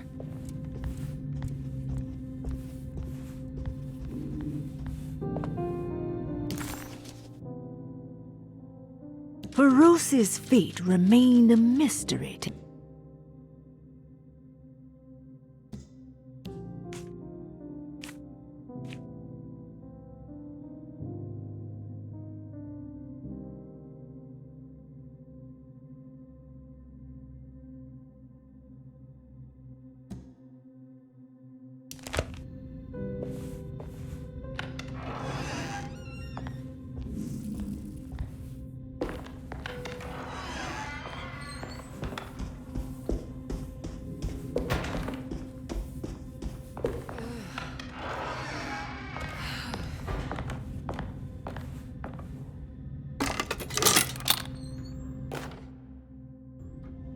It's a telescope lens. Oh, why would he lock it in here?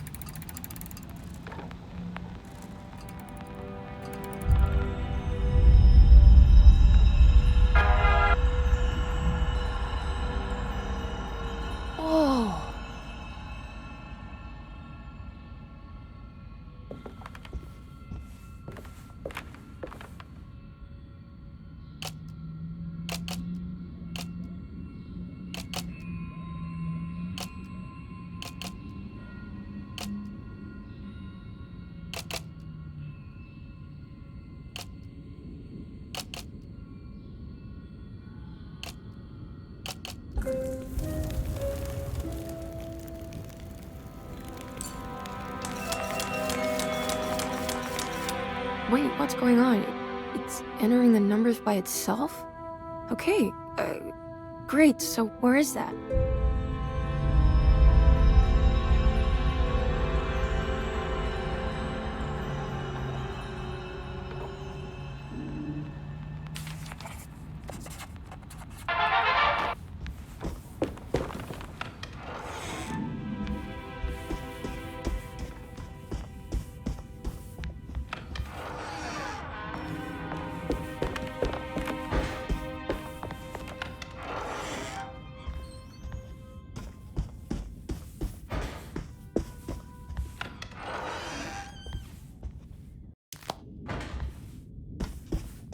Ah, here we go.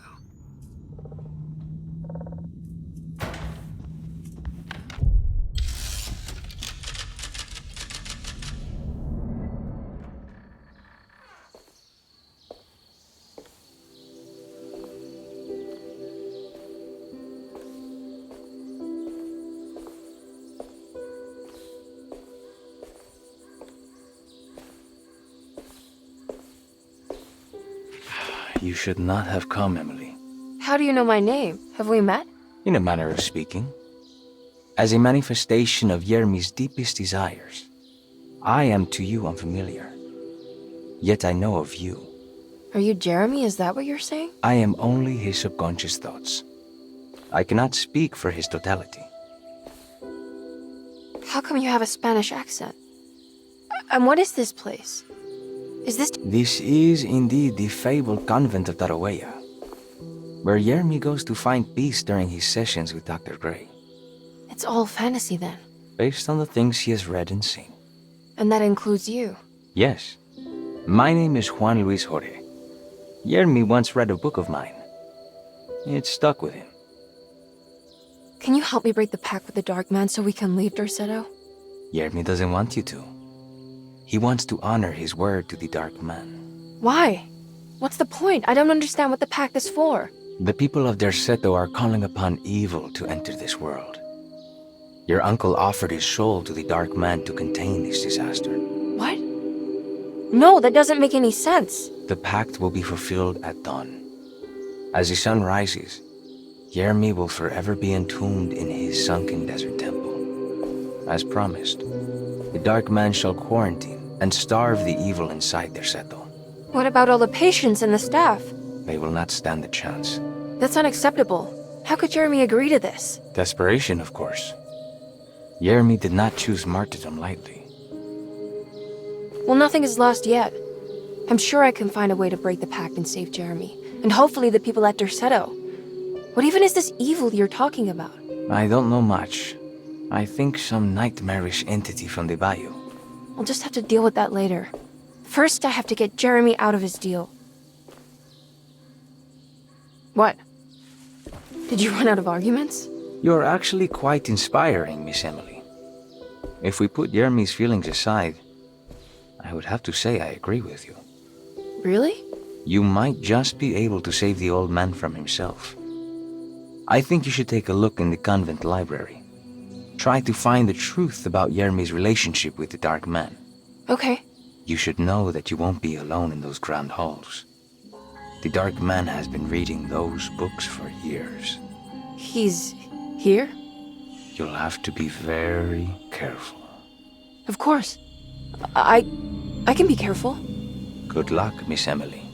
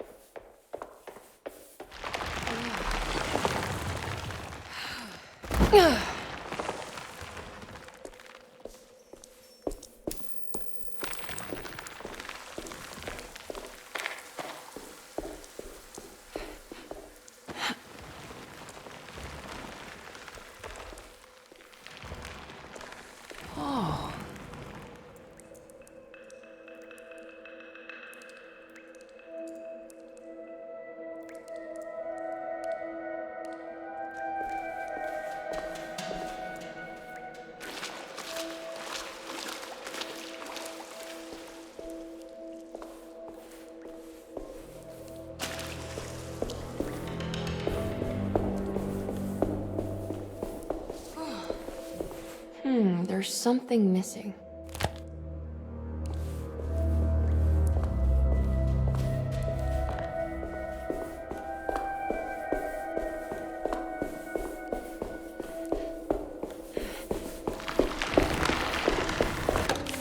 The great library was endless, beautiful, and terrible. An Akashic record for the universe inside the mind of Emily Hartwood, now corrupted by a story forced upon him, told by a maniacal liar, an evil conjured by science and secrecy. I will suspend a room and lock away the foundation of his character. Its key will be left to the librarian, the only thing invisible to the prowler.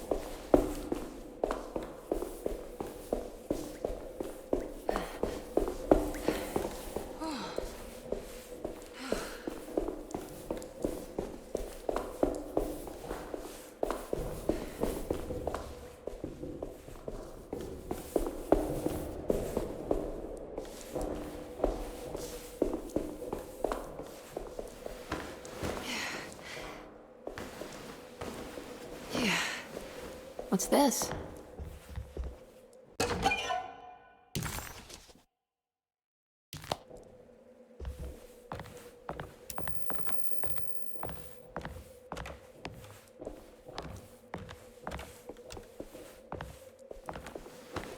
Yeah. Yeah.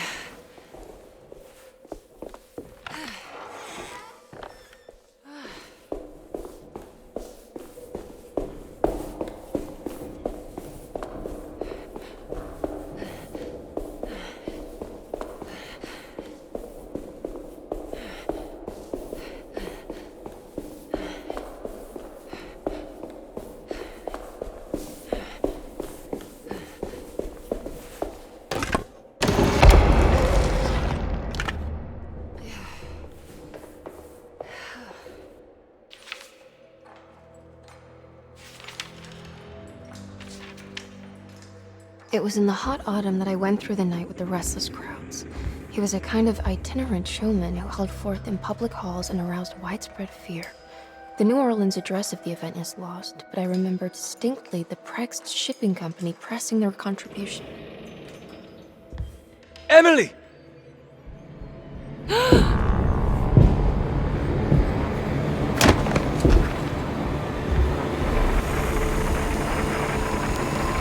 no. I hope you found what you were looking for, Emily. I fear there is no going back. He's in my head, Juan. His breath replacing mine. You should not have come, Emily.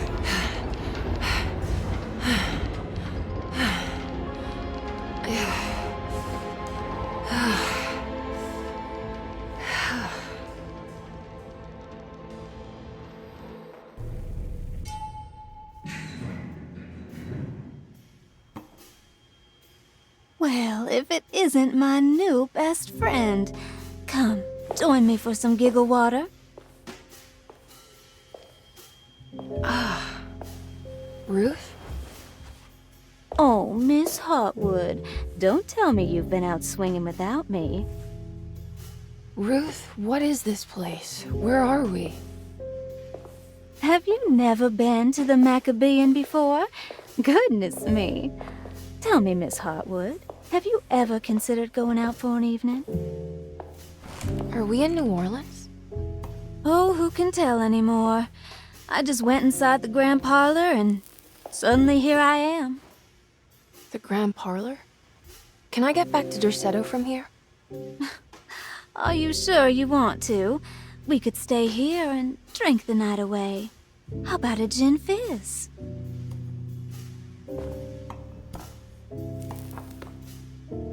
If this is New Orleans, maybe I should go further. Find that magic show the book was talking about. But there was no address, just Prext Shipping Company. Oh, is this about where Jeremy met the Dark Man? How do you know about that? Jeremy talked a lot about the Dark Man. I always felt a bit envious. How so? If an all-powerful entity showed me any interest, I'd at least hear him out. I'm sure he has plenty to offer. I don't think you'd want that, Ruth. We're too sweet for such darkness. Oh, please. What kind of blue nose do you take me for? I relish the darkness. I think it suits me.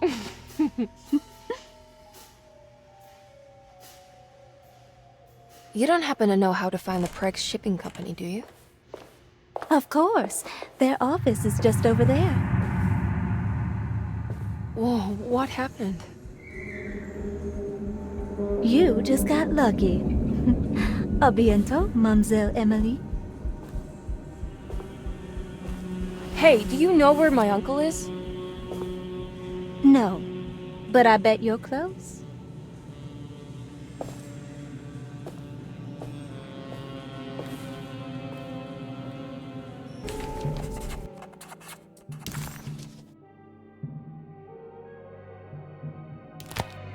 It was in the hot autumn that I went through the night with the restless crowds to witness the enigmatic Black Pharaoh. He was a kind of itinerant showman who held forth in public halls and aroused widespread fear wherever he performed. It was the sort of thrills my father sought out, especially if there was a promise of electrical trickery. The Nolan's address of the event is lost, but I remember distinctly the Prext Shipping Company pressing their contribution in the morning papers. There were rumors of an Egyptian sarcophagus being a part of the act, something which kept me wondering how they had carried that up the seemingly endless stairs. The details of the showman's performance have almost been entirely replaced by dread, the kind that numbs and hides the terror of something unbearable. What is certain is that ever since that night, I can't remember a single day passing without seeing or sensing the presence of a dark man.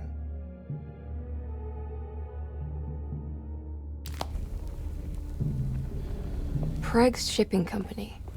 According to the book in the Great Library, they assisted a showman performing somewhere in New Orleans. It's somehow connected to Jeremy's introduction to the Dark Man. I'm sure I can find the address inside.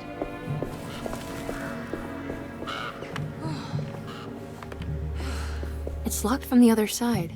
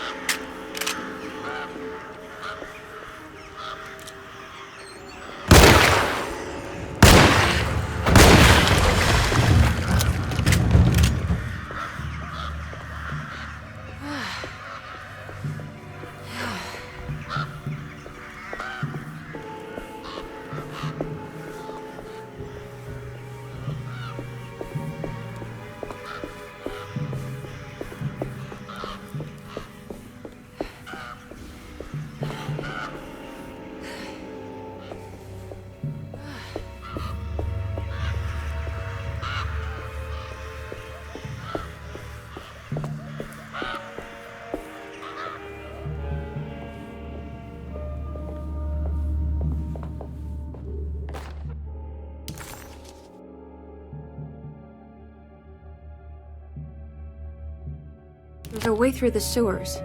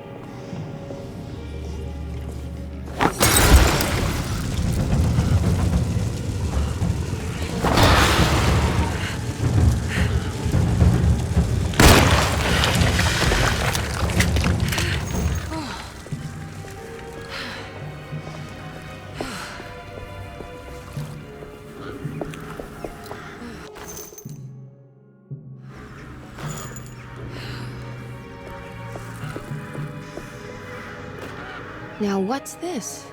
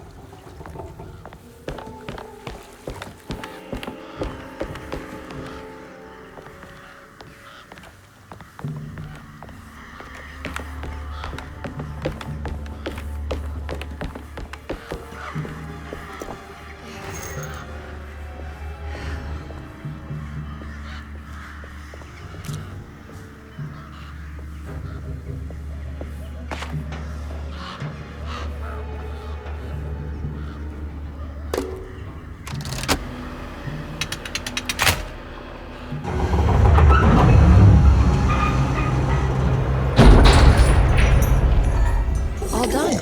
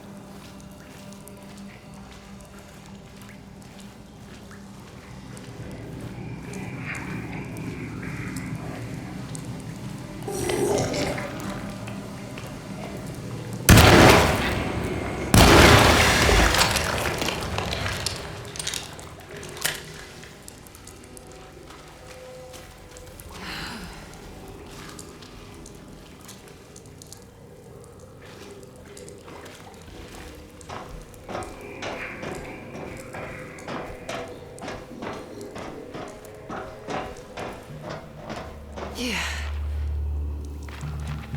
All right. I made it inside the warehouse. Now let's find that address.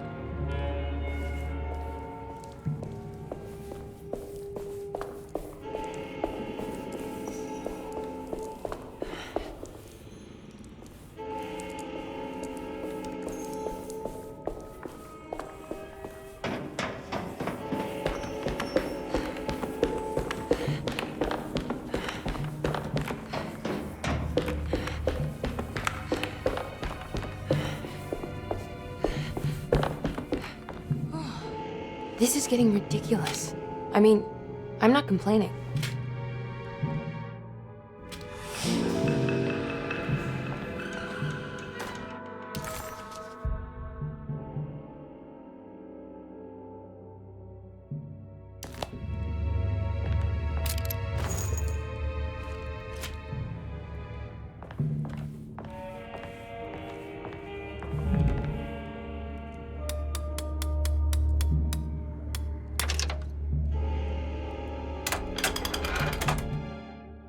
Cargo Manifesto, September 19th, 1892.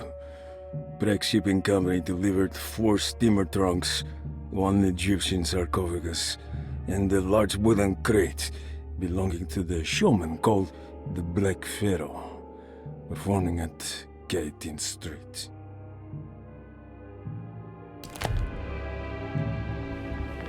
This is it. The address to the theater where Jeremy first met the Dark Man.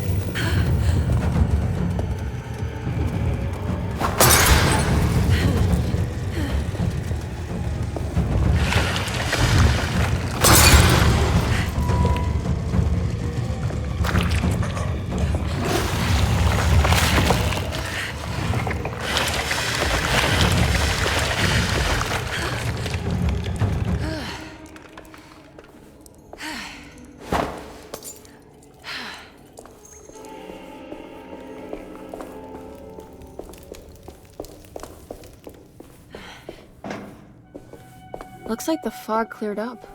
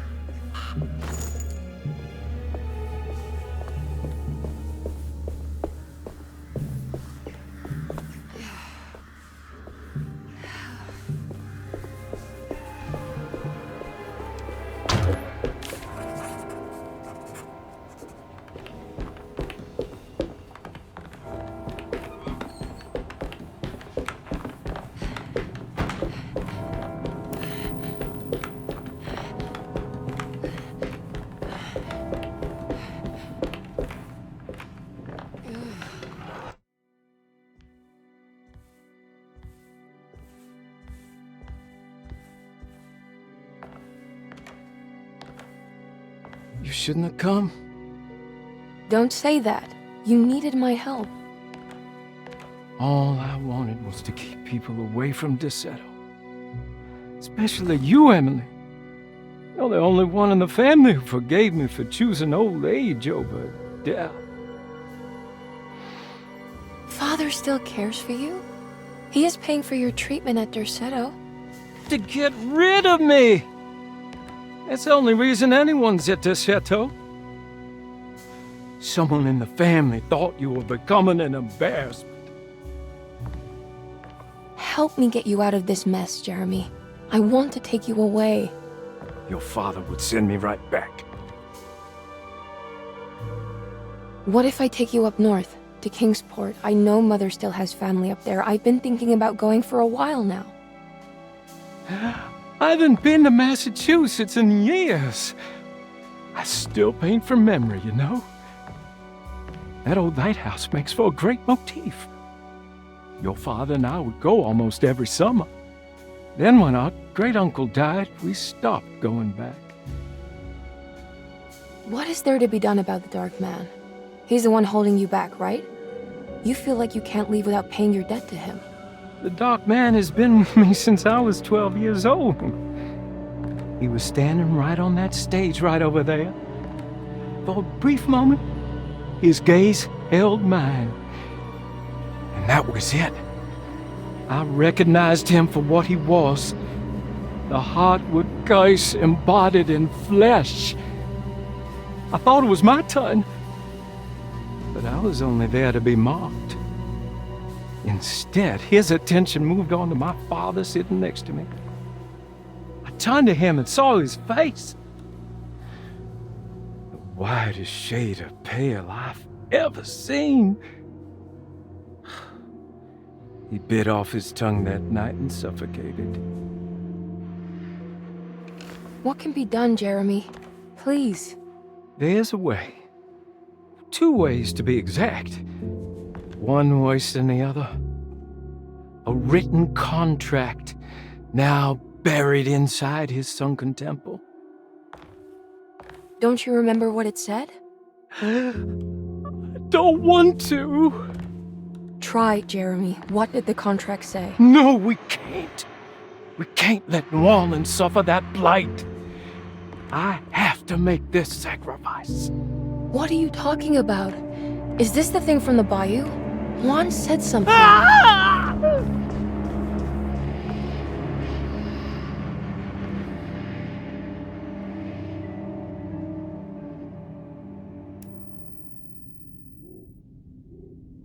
Okay, so there is a way to break the pact at least. Hidden somewhere inside the Dark Man's temple. I just need to find it. Somehow.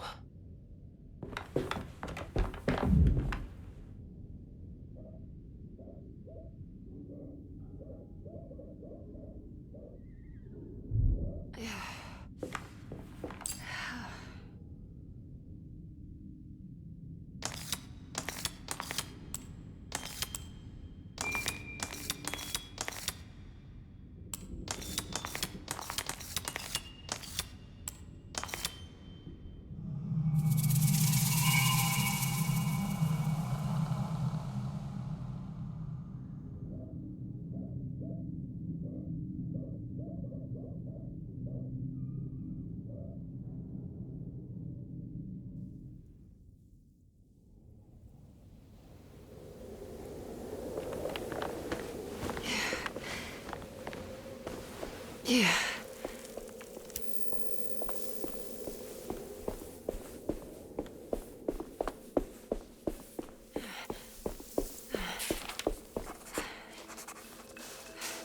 Whoa.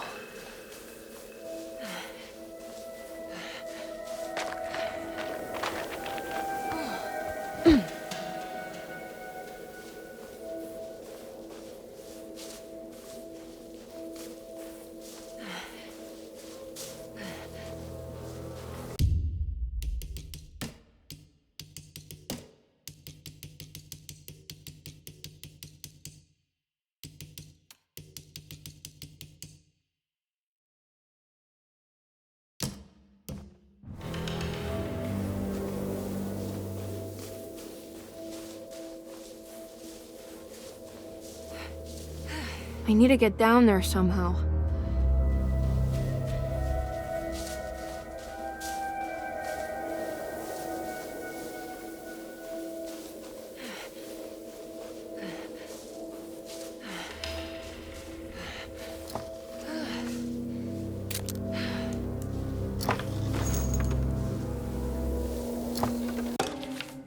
The Temple of Nephron-Ka lies under our camp.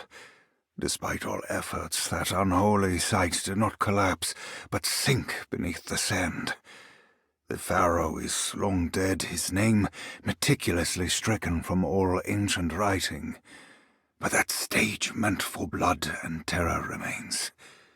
The temple is said to be lightless, built to harbor all the haunters of the dark found in the very depths of our universe. Calling on the gods meant creating a bridge between our world and theirs. The terrible Aldebaran of Taurus, the Black Sun, was seen as the most important star in the night sky, because, according to the Kitab al-Azif, it was said to be the home of that crawling chaos known as Nyarlathotep. Through ancient mechanisms, it was said that the priests could open shafts channeling the light emitted by that strange stone called the Shining Trapezohedron. Several streams pooled together above the statue of that dark man would then be sent through space towards the Black Sun, a message to the gods. The gifts bestowed on the sender are completely undocumented, but often assumed to involve dark blood pacts, where souls are traded for malicious miracles.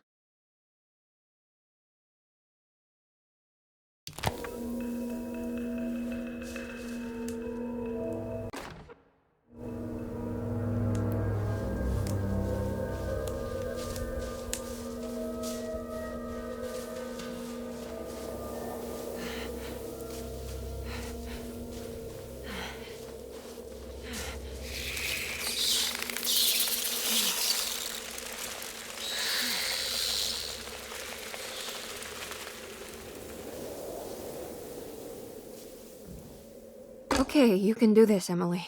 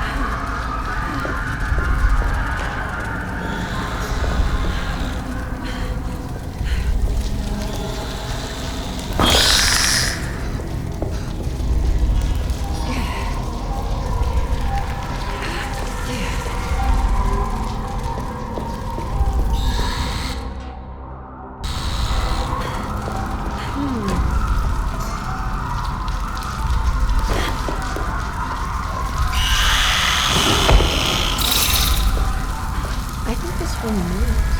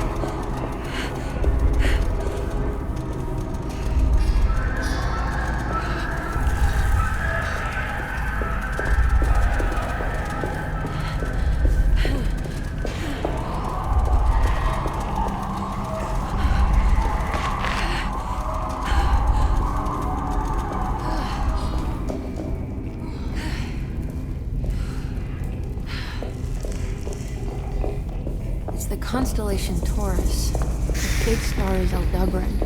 It's something to do with the dark planet.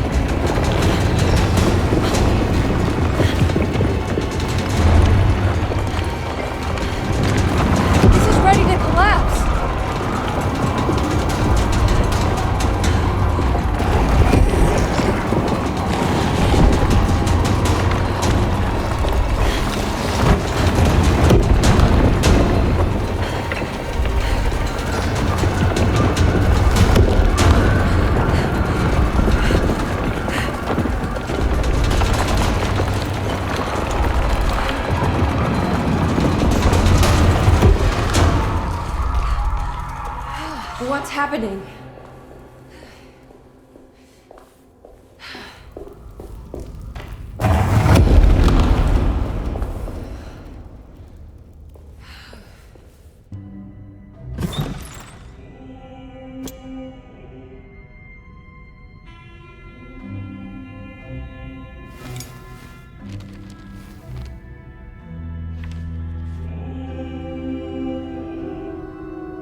Acknowledge psychological trauma. Break through the barriers of self-deceit, temper, manic behavior. Is this it? Is this the contract?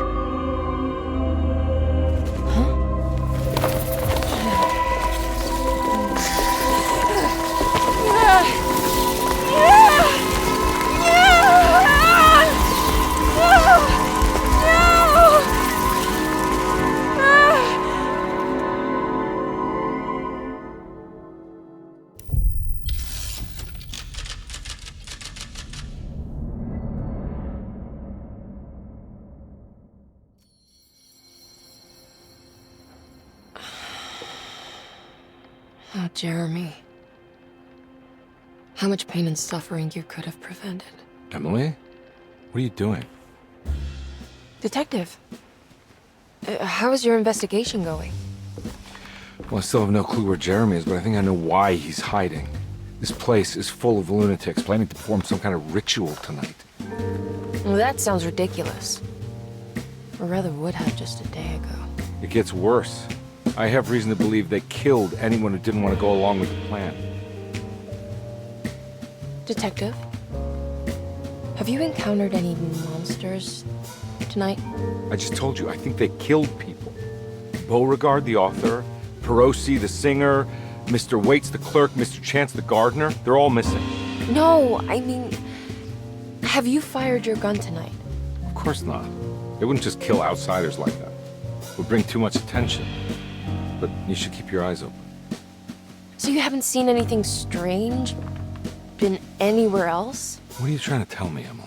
Are you in some kind of danger?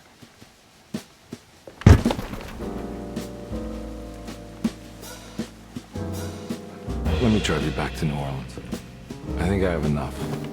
You know, at least get the police to take a look at this case. No, I'm fine. Thank you, Detective. I'll find your uncle, Miss Hartwood. Just stay out of trouble.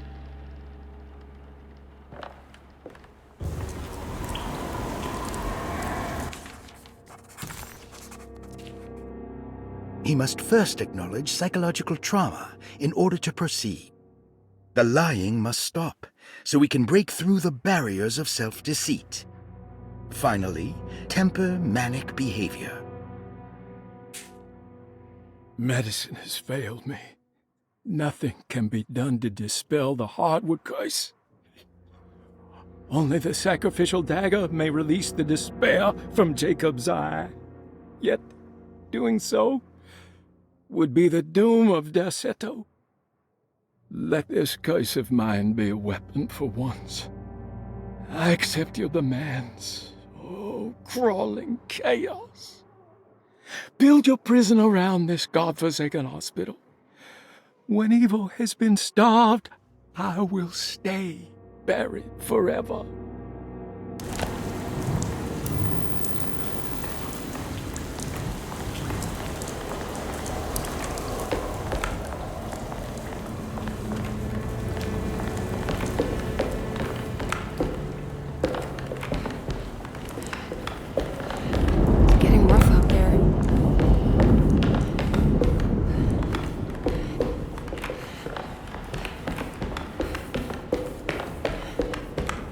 I need the key.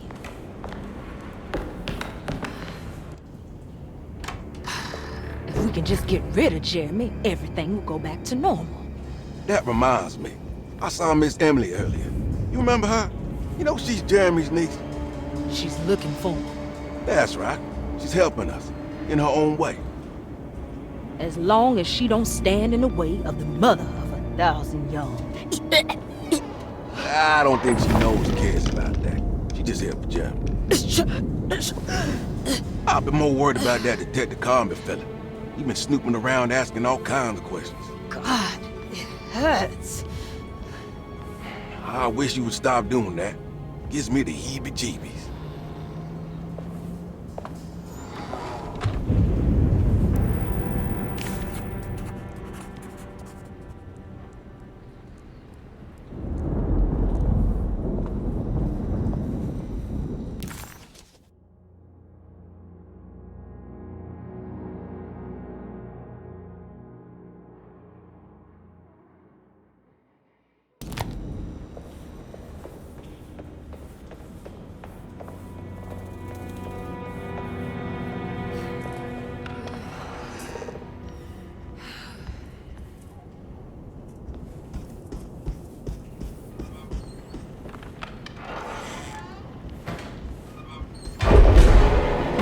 going on here?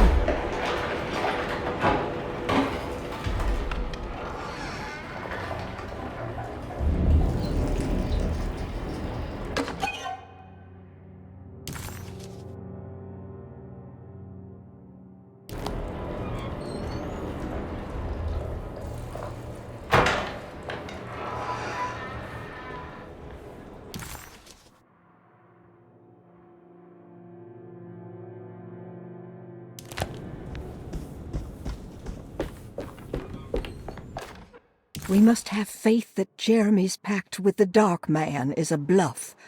If we are lucky, our visitors will find him and prove it's all nonsense before night falls. What is true is our attempt to call on her.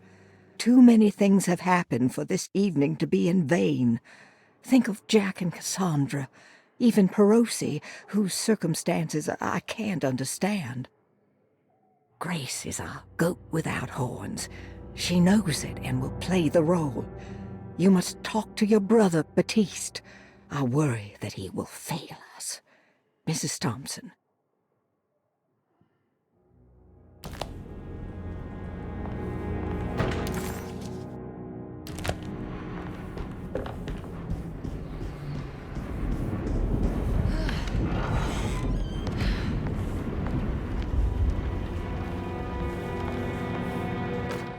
Lunacy and the Astarte Artist Colony, a monograph by Yael Klein.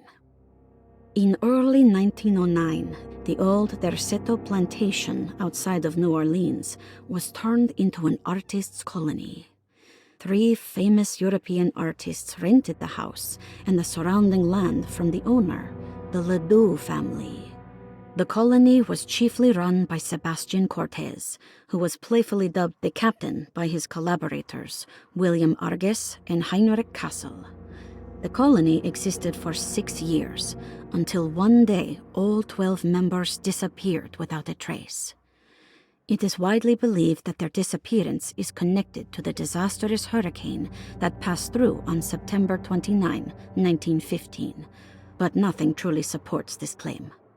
What is known is their frequent participation in New Orleans nightlife, their love for hosting parties, and their elaborate contributions to the Mardi Gras parades as the Pirates of Pontchartrain.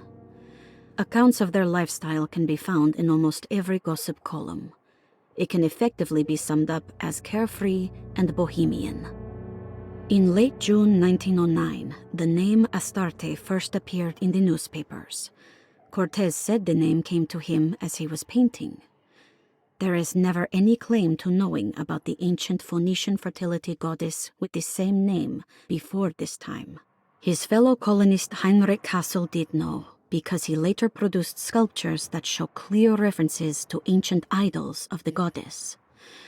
It's impossible to know for sure how this name suddenly made an appearance, but it is interesting because of Derceto's history. Even the name Derceto is the Greek name of a Syrian fertility goddess. In the case of naming the plantation, Derceto was certainly not an accident.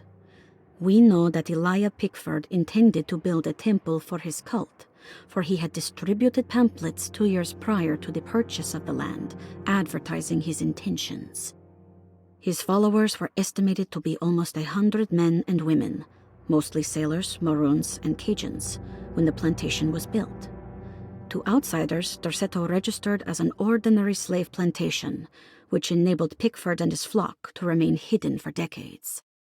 The official story is that the cult lasted until 1862, when the Union Army came and burned down the plantation and scattered all who lived there. Following the Civil War, new people started to congregate in the ruins of Derceto to invent a new fertility goddess, the Shub Niggurath.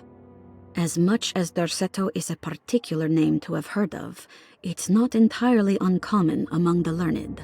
Astarte is equally known and could have been subconsciously chosen by well-read artists. Shub Niggurath is, on the other hand, very uncommon. Almost impossible that anyone in Louisiana would have heard that name. The name is referenced only in rare books like Unausprechlichen Kulten and the Necronomicon, and is believed to be a bastardization of Arabic words meaning pertaining to the dark young. The few paragraphs printed on the goddess are so upsetting that no one in their right mind would want to build a religion resting on such qualities.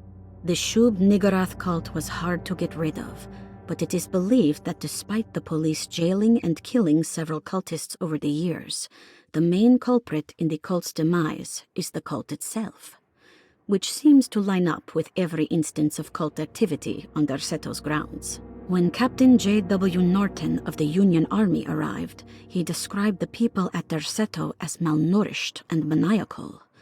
As much as the army tried to save them, they fought back with fervor, as if nothing was going to stop them from slowly destroying themselves. While the disappearance of the Astarte artist colony remains a mystery, the recurring motif seems to suggest that their fate involved lunacy and a hunger for self-sacrifice to that fertility goddess with 1,000 names.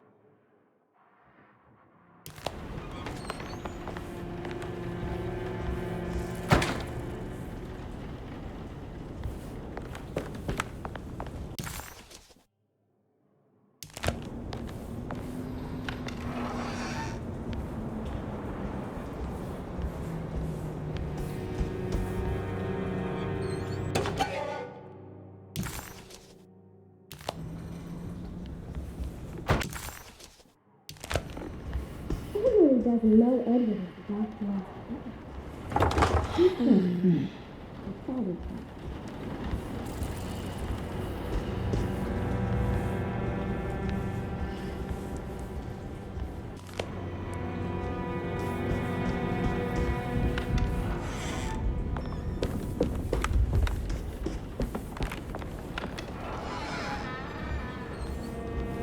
It's blocked.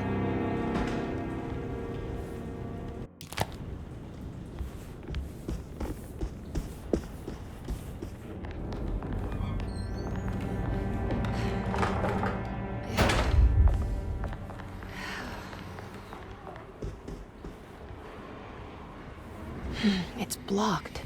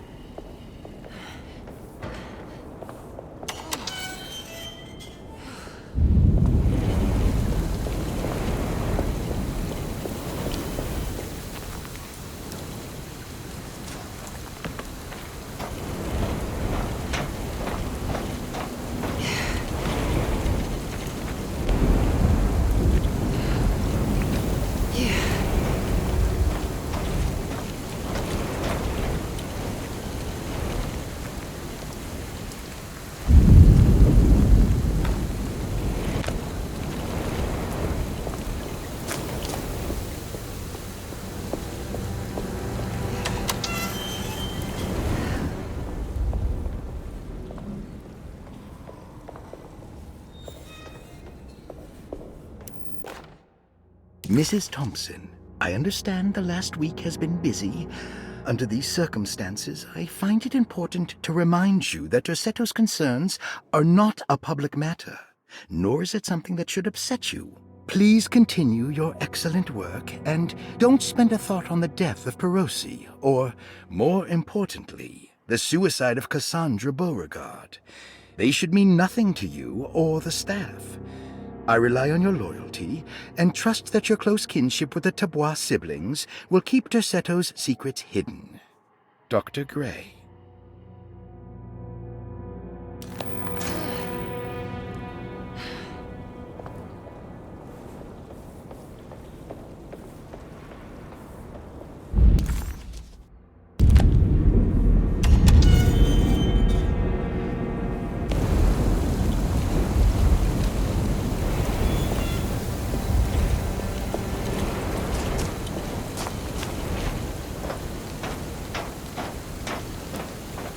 I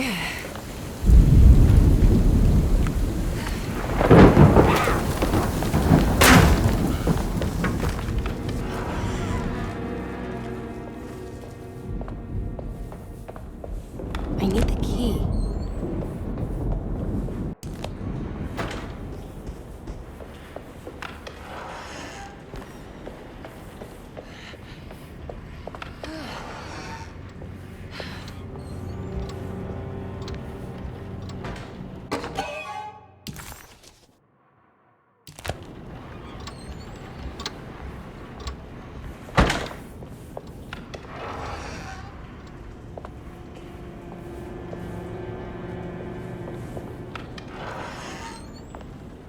Mr. Waits must have had a spare key to Dr. Gray's office, but where?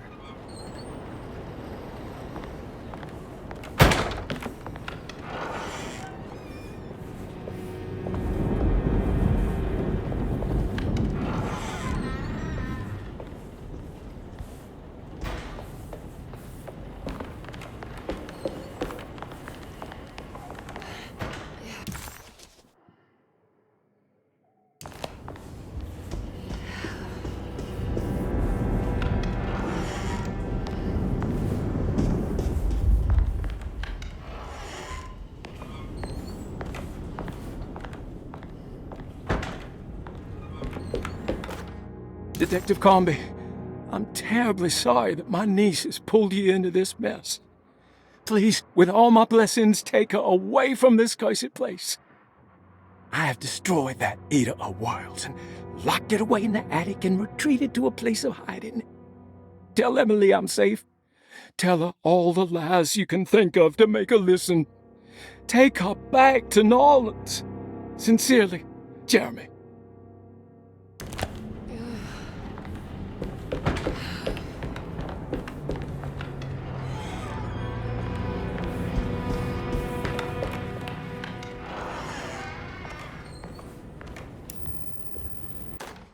Brother, I need you to trust me. This is the most important moment in our family's history. I know you have doubts and that the terrible Mama Loa told you lies. I would never betray you. I promise. Lottie.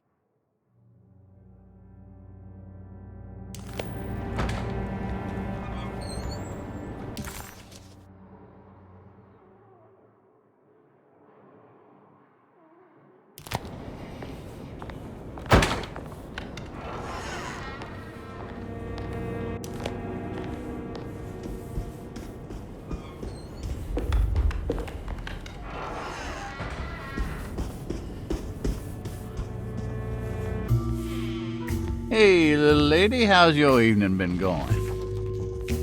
Ups and downs, I suppose. I hear that. We all live in the life of an elevator operator. Are you all right, sweetie? Do you want to see my mask, miss? I'm making it for St. John's.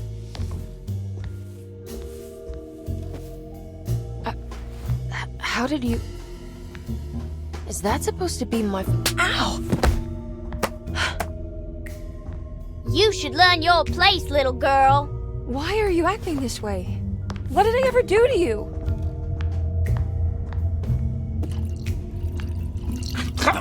Grace! Grace!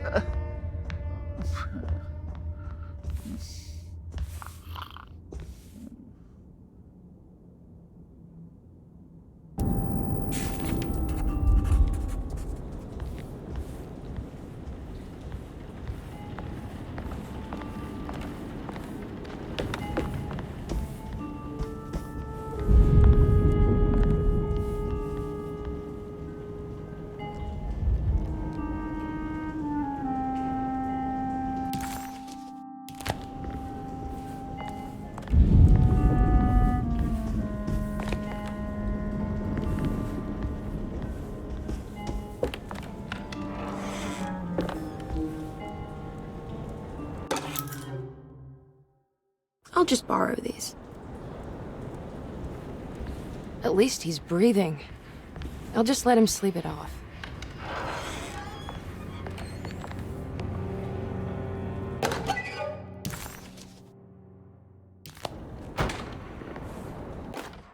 Jeremy knew that the only one who could help him now was the guest in room number 3.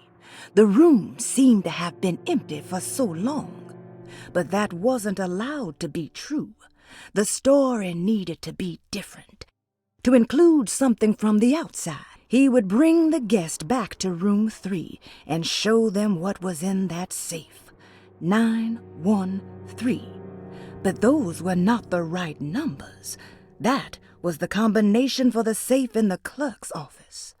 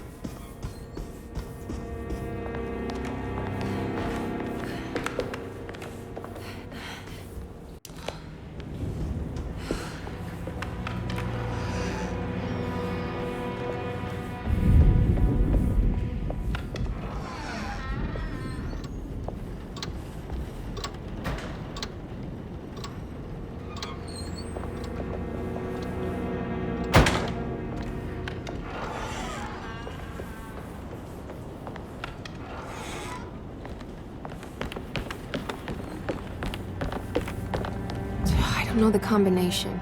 Wait, maybe I do.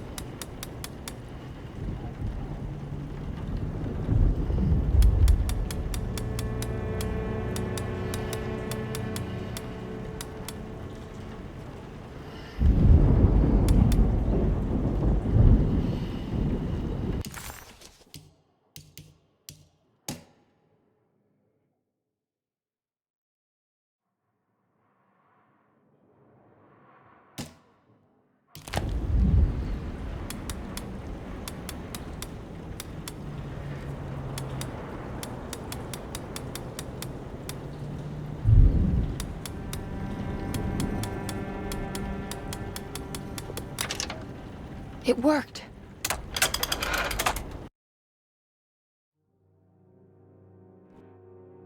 The last guest in the empty room suffered from severe maladaptation. I must write this down, because if I understand the condition sufficiently, it could make me deny this fact at a later date, and there is reason for me to think I may come to suffer the consequences from this dysfunction, as some who came in contact with the guest seemed to adopt a new worldview in which everything was predetermined but broken.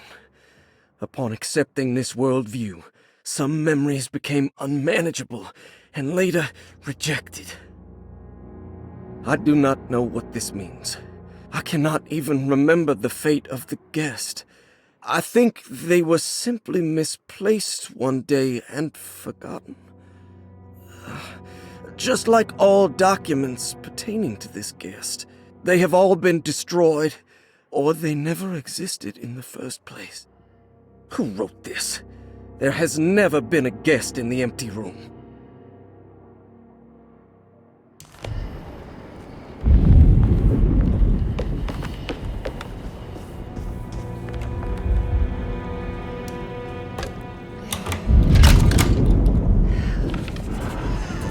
Here we are, Dr. Gray's office. Now let's see if we can find some answers.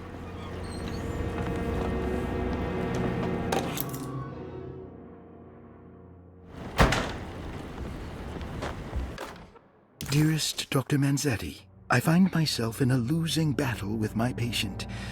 As I've disclosed in my previous letter, his delusions have him completely captured.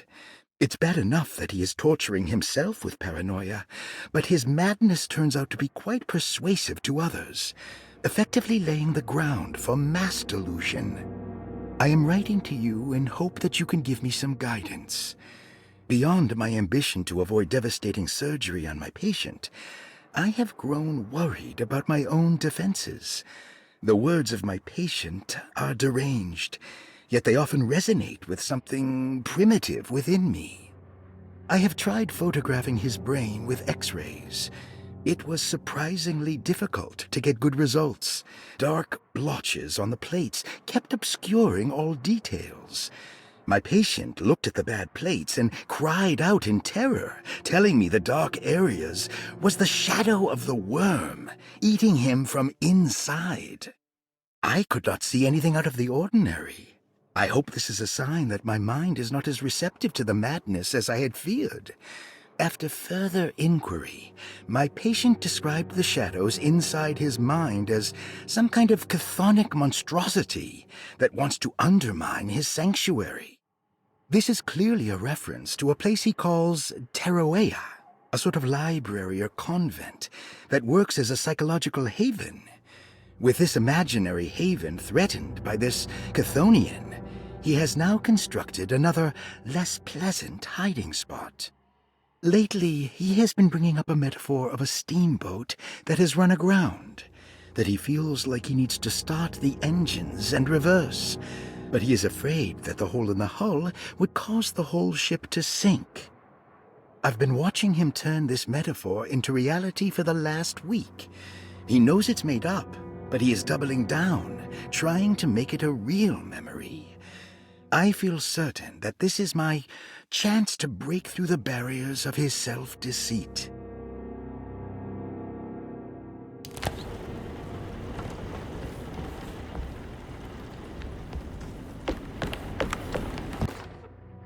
I have finished tidying up Miss Beauregard's belongings. I will leave it to you to contact her agent and have them collect her things. I found one of Grace's drawings she might want back, along with this key in her room, which I believe you've been looking for, Mrs. Thompson.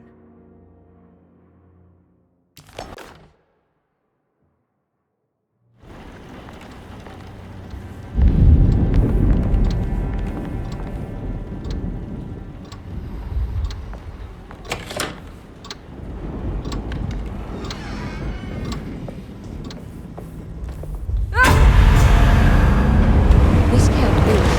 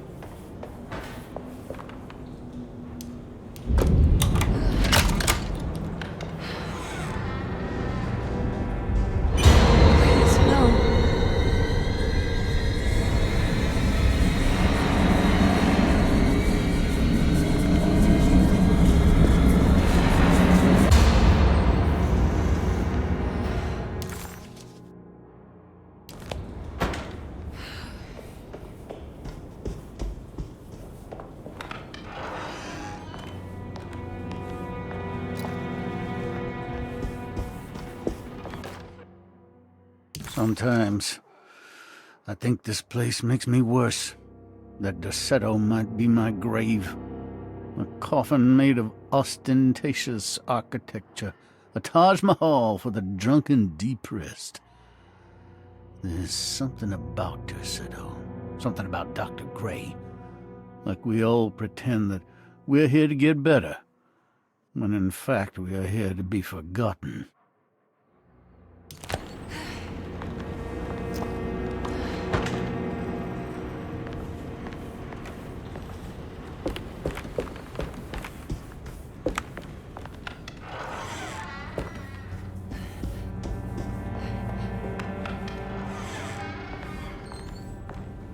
Ruth, are you there? No. Of course not.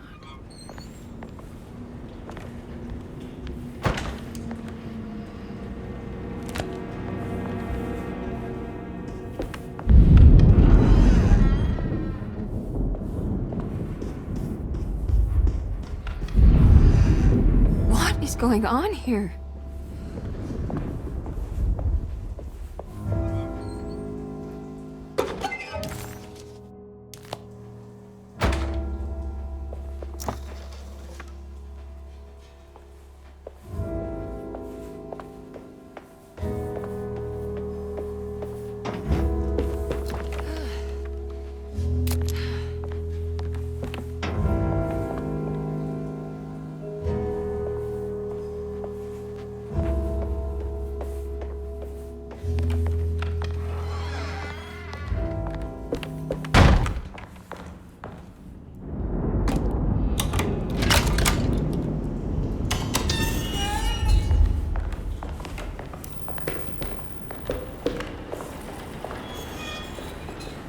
This can't be.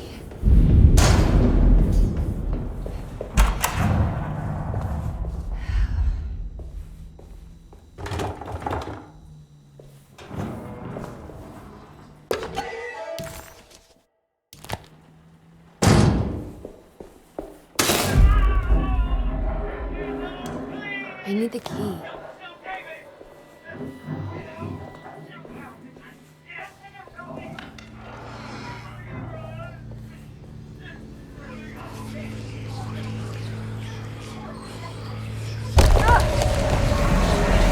What's happening?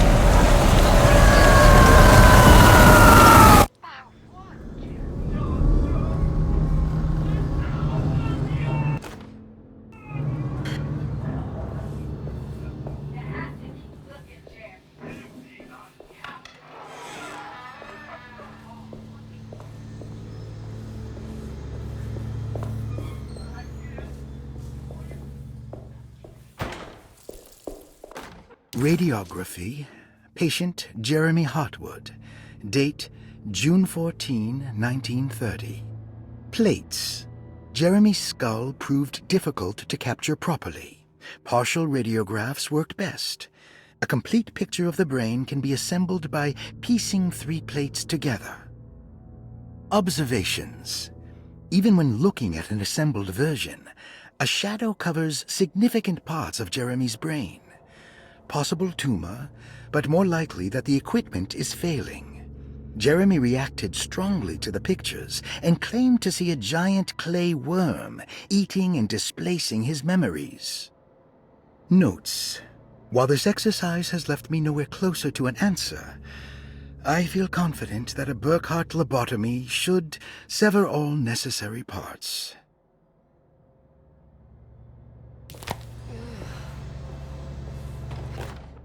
Hypothetical psychosurgery based on the ideas by Burkhardt and the St. Petersburg research could end up saving Jeremy's mind. Severing the connections around the frontal lobe would certainly solve most mental afflictions. The procedure would be brutal in performance, as well as in efficiency. An ice pick pushed through the edge of the eye and into the skull would untether the nerves like Alexander cutting the Gordian knot. As this would likely leave Jeremy in a very different condition, all other paths should first be explored. The medical instrument I would need for this lobotomy is missing, and I should have Waits order a new one.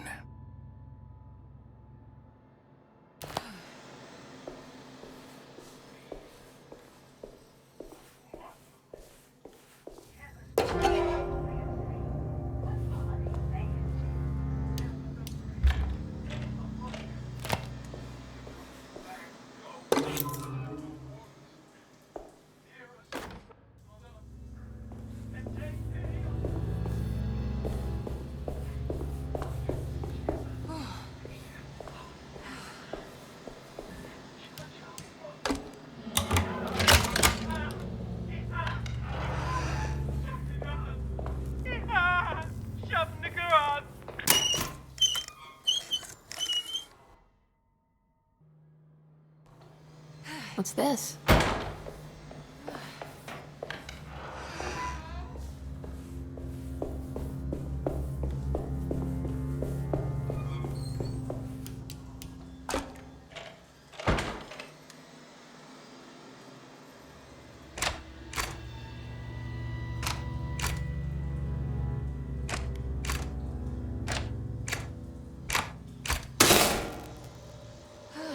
Oh, that's better.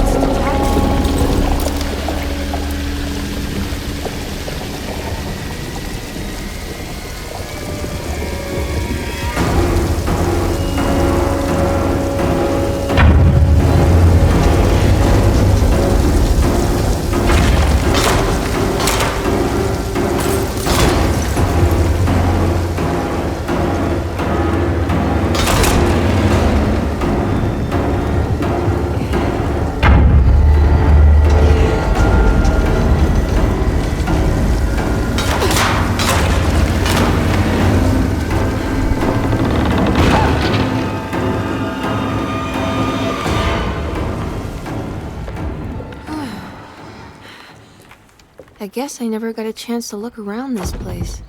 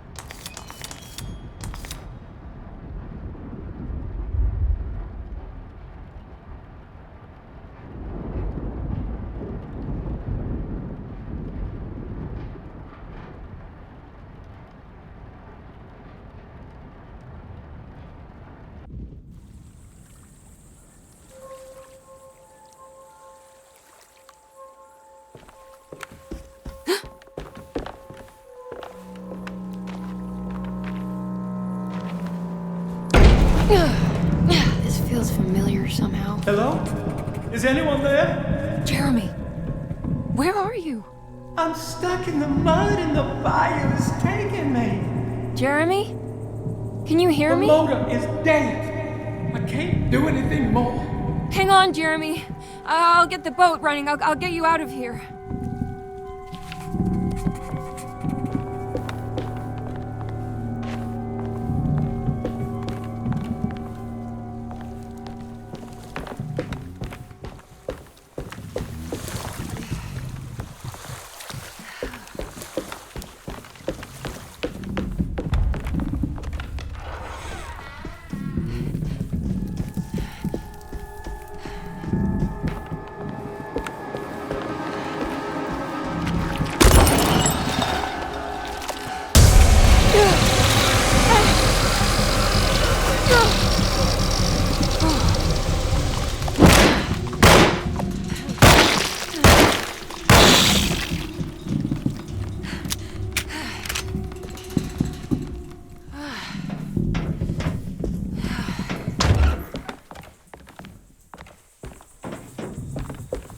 The boat is run aground, crashed right into the bayou.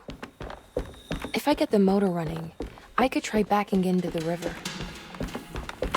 Jeremy, where are you?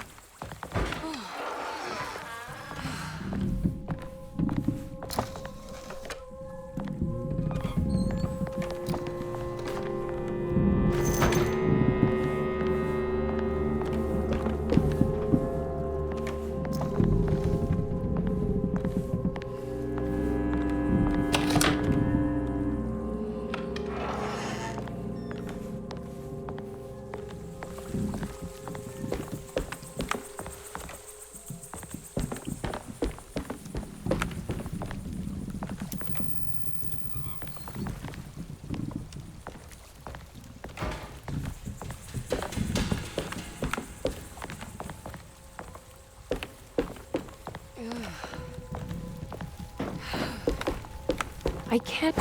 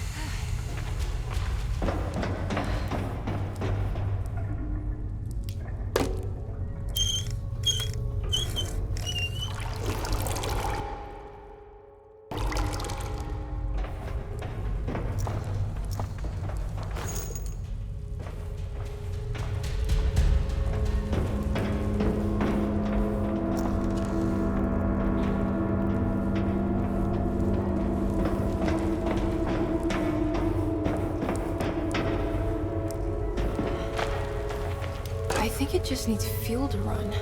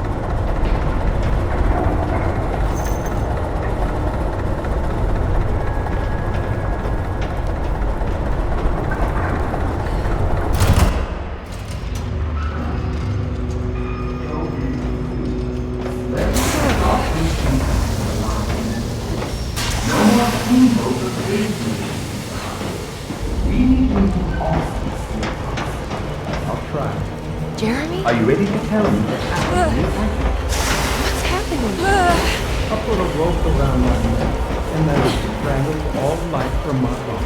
Uncle! Are you under the impression that you died? Yes. No. I was supposed to die. What does that mean to you? That you were supposed to die? I'm the catalyst. I had to die to make the story happen. Story?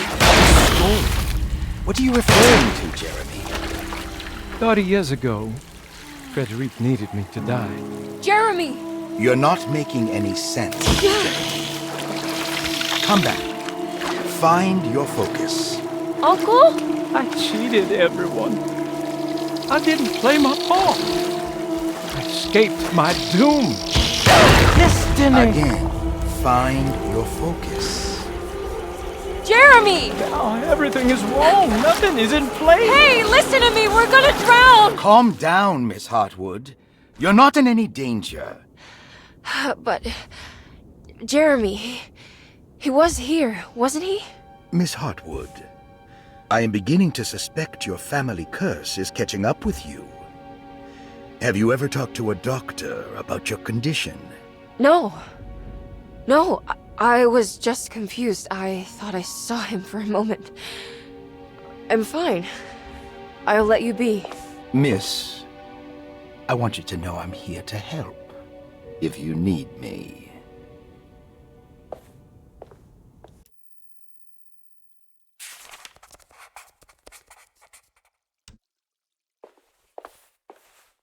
A ghostly voice sounding like Jeremy called out for help. Emily couldn't quite understand where the voice was coming from.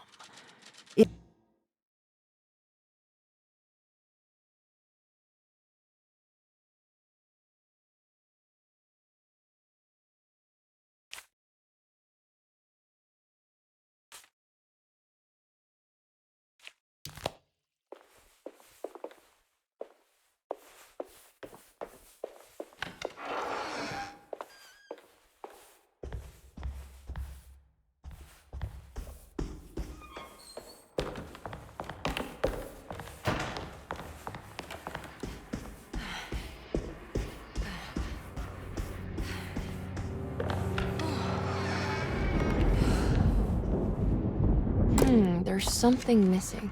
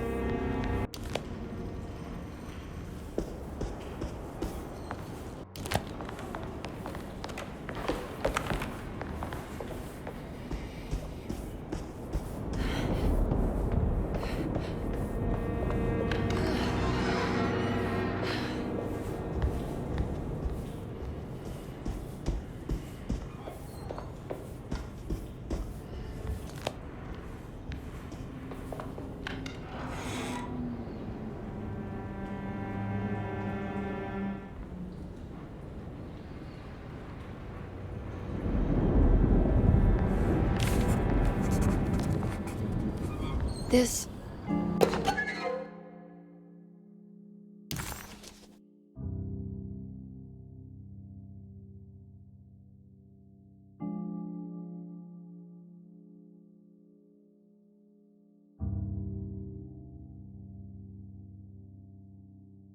This is my room. I recognize this view. I belong here.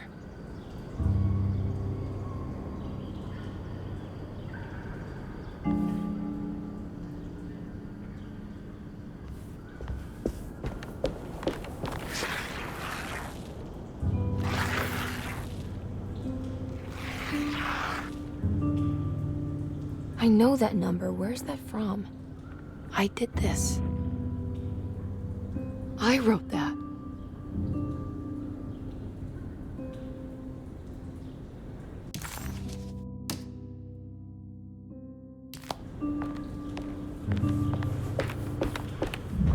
I don't know the combination.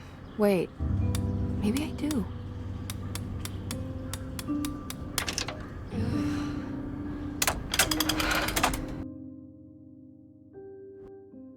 Darling, I finally found that photograph from my time in France during the war. I don't expect this to be your fiancé, but it did make me think of him. What an incredible man he must have been. You were lucky in a way. He could have been a nobody and died falling into the Mississippi. Instead, he volunteered to travel across the world to fight for people in despair, dying with honor like Achilles at Troy. I am jealous of you. Or maybe him. It's all incredibly romantic. That's what I wanted to say. Please feel free to use my camera if you want to. It might cheer you up. It might bring him closer to you. Even if just in memory. Ruth. How long have I been here?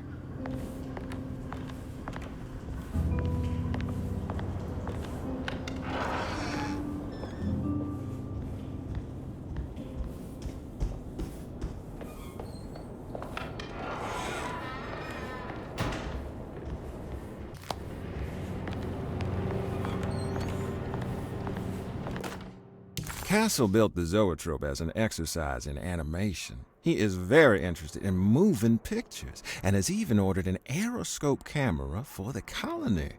I'm looking forward to seeing what kind of phantasmagoria he will produce. For now, his zoetrope entertains me greatly. It's not the little man passing his head, while quite humorous. It's the spell of that flickering light as it rotates. I swear it takes me back to my childhood in a most profound way.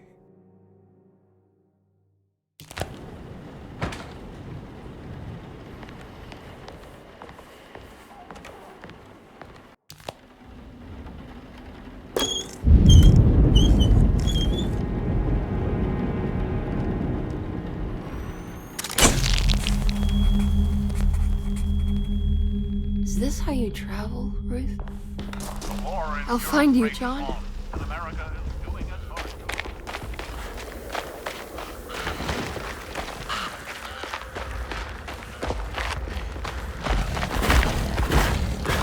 What was that?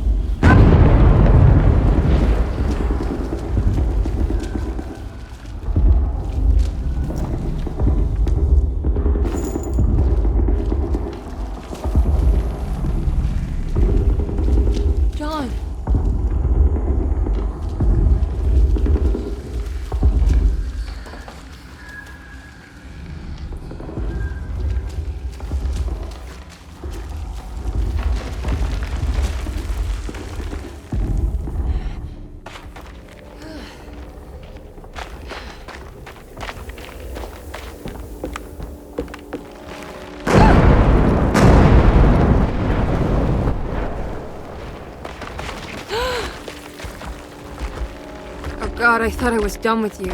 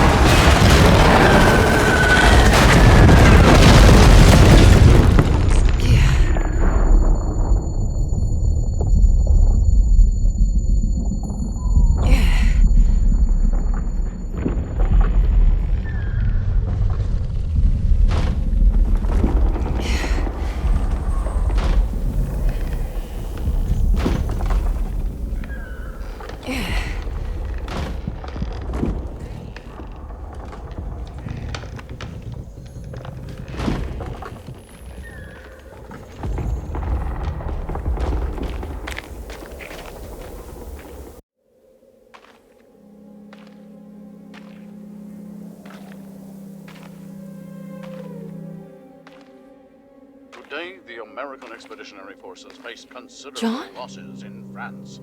The brave men fallen on these John. Elysian fields will forever be Oh, remembered as John. defenders not of just Europe, but the world.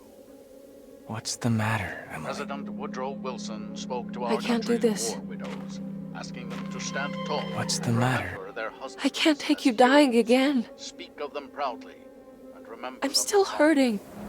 What's the matter, But Emily? the war effort in Europe is not our Your death was just so death numbers on the home front Shameful. are on the rise due to the fatal influenza known as the Spanish flu. The New Orleans City Council decided to open yet another emergency hospital in the old Derceto plantation.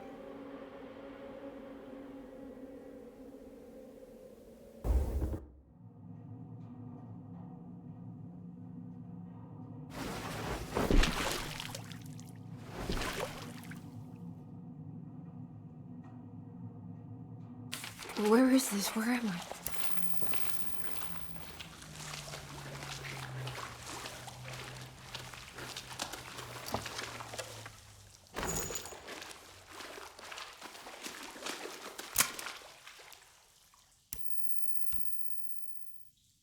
Oh, come on.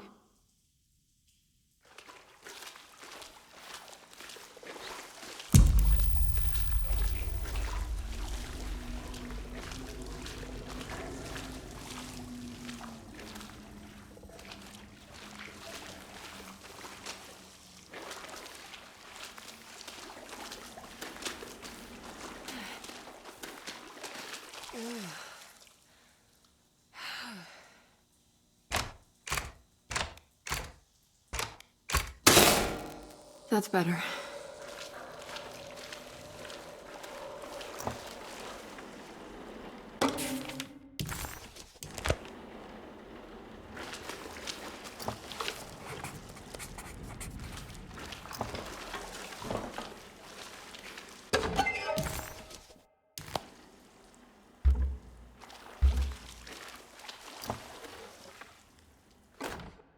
Closing the Refuge, June 17, 1919. It is with a heavy heart that I must declare the Derceto Refuge to be harmful beyond saving. As an emergency hospital, we have over the last 2 years treated hundreds of patients suffering the so-called Spanish flu. Unfortunately, our mortality numbers are unforgivable. While the influenza in itself was often successfully treated, many died of fungal infections and sudden acts of violent madness. In order to dismantle the refuge safely, building engineers will survey what parts of the house are especially contaminated by the peculiar rot discovered by Jean-Baptiste Amboise. The rot is believed to be the main perpetrator in spreading the deadly fungal infection, but also the cause of the incurable madness. The most afflicted rooms will then be sealed permanently to create a cordon sanitaire. As the dead seem to exacerbate the spreading of the fungal infection, all bodies that can't be cremated by tomorrow will be forever entombed inside Derceto's sealed section. The refuge was never meant to be permanent, and as the influenza epidemic seems to be in decline, it stands to reason that we shut the facility altogether. Many brave volunteers have helped for very little pay to treat those in need for almost 2 years, and we are forever in their debt. All surviving patients will be transferred to other medical facilities around New Orleans as soon as possible. At the end of the summer, we should be able to leave Derceto to recover. Dr. Isaac Herbert.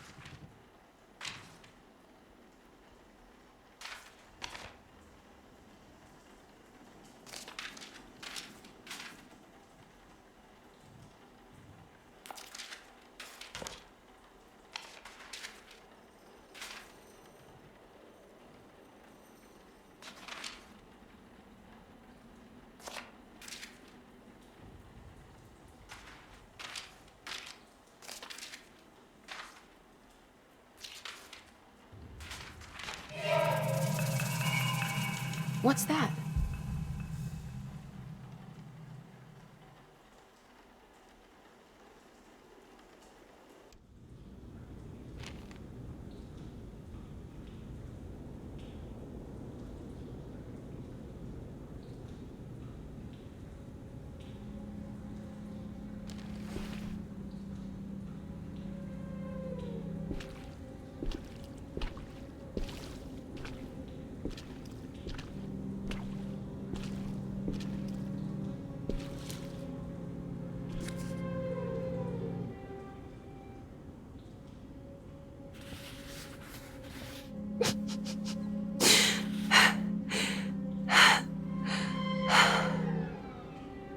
$2.17.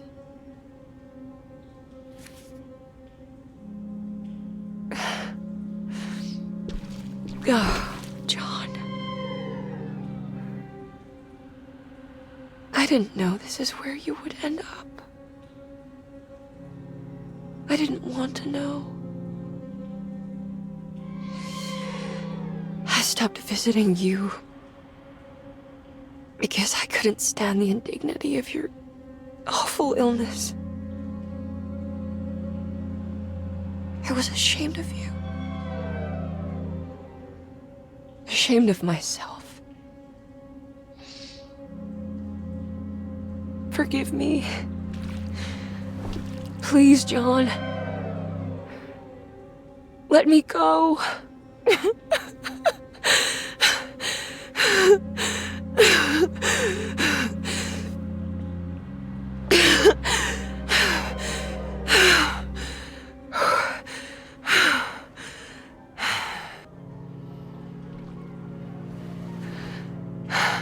Are we done here? Is this what you wanted?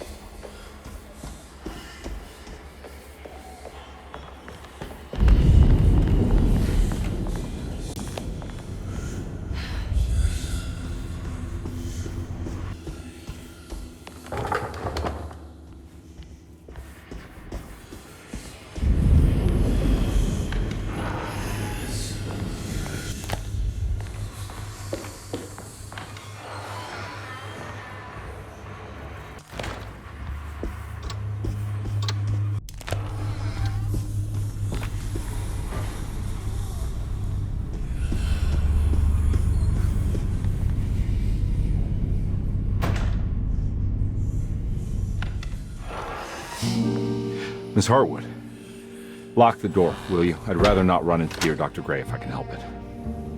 This feels strange. So very strange.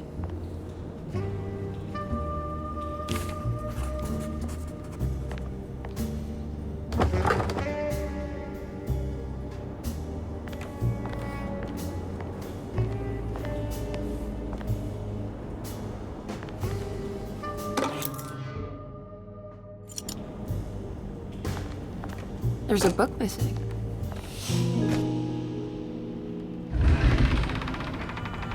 A secret door. Looks like it. Careful. Let me go first.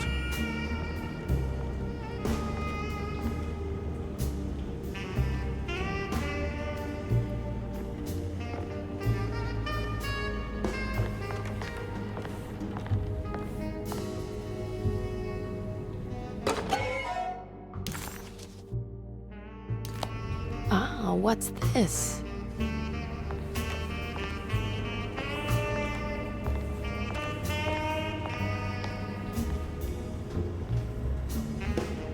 Now we're talking. Great job, Emily.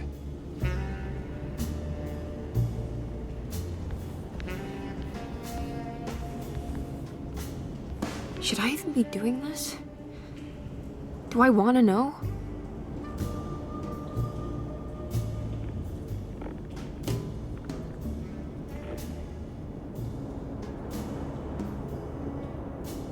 Jesus Christ, why would you paint this, Jeremy? What on earth possessed you?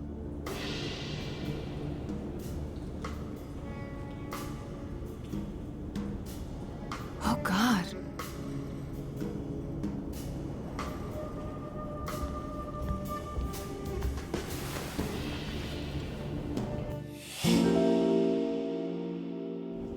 I can't believe I didn't see that before.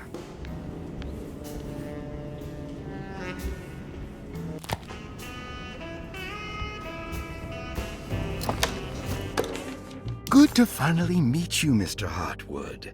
I'm here on the behalf of your brother Philip. You were expecting me, weren't you? Yes, you're from Derceto, no? That's right. I just wanted to ask you a few questions to see if there is anything I can do to help you and your family. Okay. I understand you're full of imagination. You make up a lot of things. I suppose. And you obsess over them, blurring reality and fiction. Sometimes. Do you want to tell me about the Dark Man? No, I don't. That's all right. Perhaps there is something else you can tell me. Something you know to be made up, but you hold dear. Juan? John? Who's John? No, Juan Luis Jorge. Oh, wait there a moment. Here, take a look. Is he... Oh, he is the author. It's a magnificent book. Life-changing even. The real Juan is long dead, but I like to think of him as my friend. My most beloved friend. I see. Do you often do this? Fantasize about people you read about? No. Well, there is Jacob. Who is Jacob? Turn to the last page.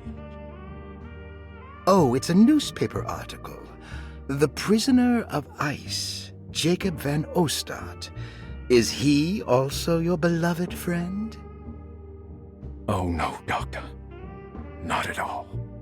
He is the fire that fights fire.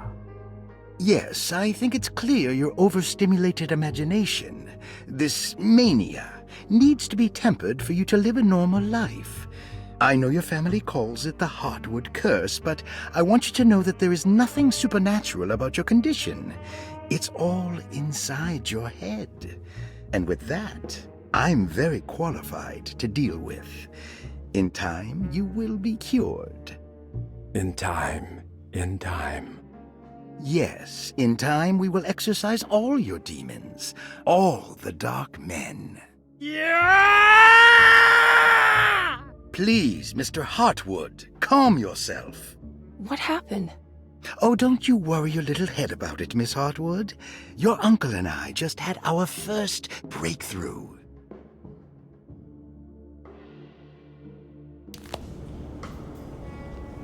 This has something to do with the numbers for the The Snake Dagger, a monograph by Yael Klein. In Ludwig Prin's book on pagan rituals called The Mystery of the Grave, as translated by Nicholas Vachy, there are several references to a sacrificial dagger called the Snake Dagger. It has long been thought of as a poor translation of the original text, that it would be more appropriate with worm dagger from the Latin vermis cultrum. This seems natural following the recent consensus that the original title of Prin's book, De Vermis Mysteris, should literally translate to the mystery of the worm. However, this would take away from Vachy's great effort at translating the underlying meaning of the words and revealing several cultural beliefs. While Prin certainly was using the term worm as a symbol or synecdoche for death and the dead, which is made clear by the contents of the book, in the case of the dagger, we shouldn't be too hasty to dismiss his translation. Reading through Vachy's correspondence with his patron, it appears that he had more than just the Latin text at his disposal. Vachy had dug up Prin's living relatives and uncovered several cross-referenced historical texts and an actual snake dagger. The dagger was dated to the early Middle Kingdom of Egypt and had such a clear shape of a wave that Vachy considered calling it the sinusoidal blade. Knowing the full story, it seems prudent that he chose to translate it as snake and not worm. There are several reasons why this choice of word helps us understand the pagans that Prin's book attempts to describe. The symbolic value of the shape becomes more apparent when reading about the use for the dagger. In the passage of possession and exorcism, we find the snake dagger poisons the poisoner within the victim and is therefore pacified. Where the literal text would tell us that the worm dagger trumps the demon possessing the victim, it tells us nothing of their reasoning, only that somehow this dagger wins against the demon, like it had the better hand in poker. Vachy's translation allows us to follow the underlying logic to the ritual magic that is being performed. Poison the poisoner sounds like fighting fire with fire. That to hurt the demon possessing its victim, the priests would have to fight back with a power that is known to the evil they are fighting. The snake dagger is therefore not only a good way to describe its form, but it also helps us understand how it could be thought of as a useful tool for exorcism. Finally, it also helps us understand their relationship to lunacy, that it was thought of as something poisoning the mind rather than controlling it. What is also interesting to note is that the possessed are always considered poisoned in their head and not their heart. The snake dagger always went to the eye of the possessed, leaving them partially blind, if they had the good luck to survive.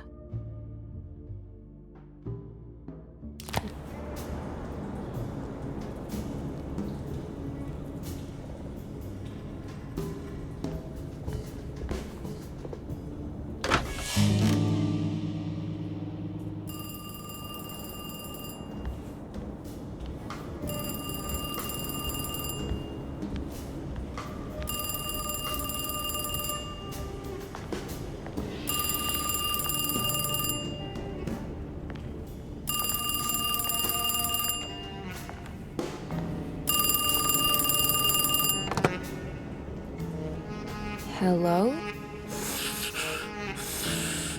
Who's there? Jeremy? Jeremy is with the Dark Man. You can't save him. Jeremy is with the Dark Man? Where? Who is he? What is the Dark Man? The Hartwood curse. He will come for you too.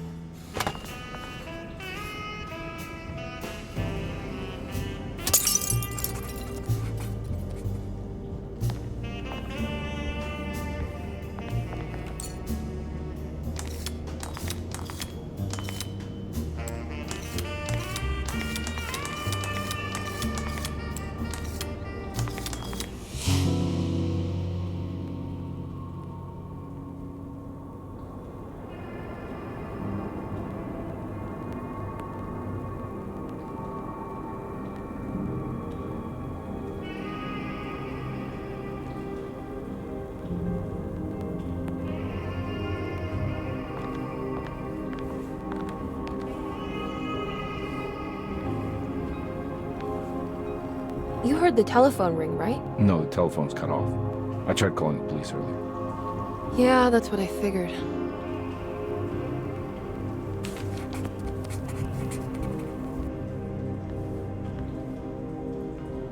Hey, Mr. Carnby? What? Nothing, right? It's a closet? That's right, Detective. I'll see you later. I have to finish this. You're going inside the closet? I know what it looks like, but I can't explain it, much less justify it. All right. You do what you have to do, miss. Goodbye, Detective.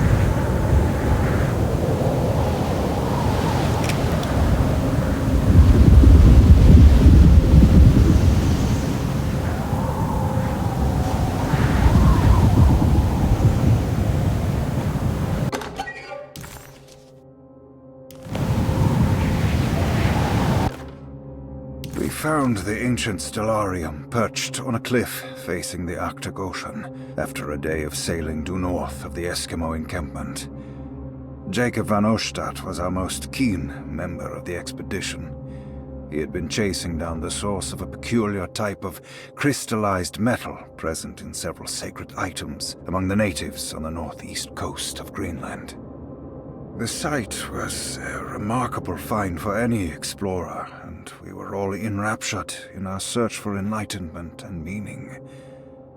The surviving architecture seemed almost unearthly in origin and astonishingly sophisticated.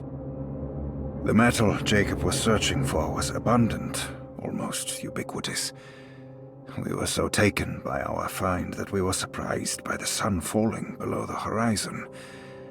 As we quickly picked up our gear, ready to head back to our camp, Jacob van Oostad declared that he wanted to stay. He was adamant. We begged him to reconsider.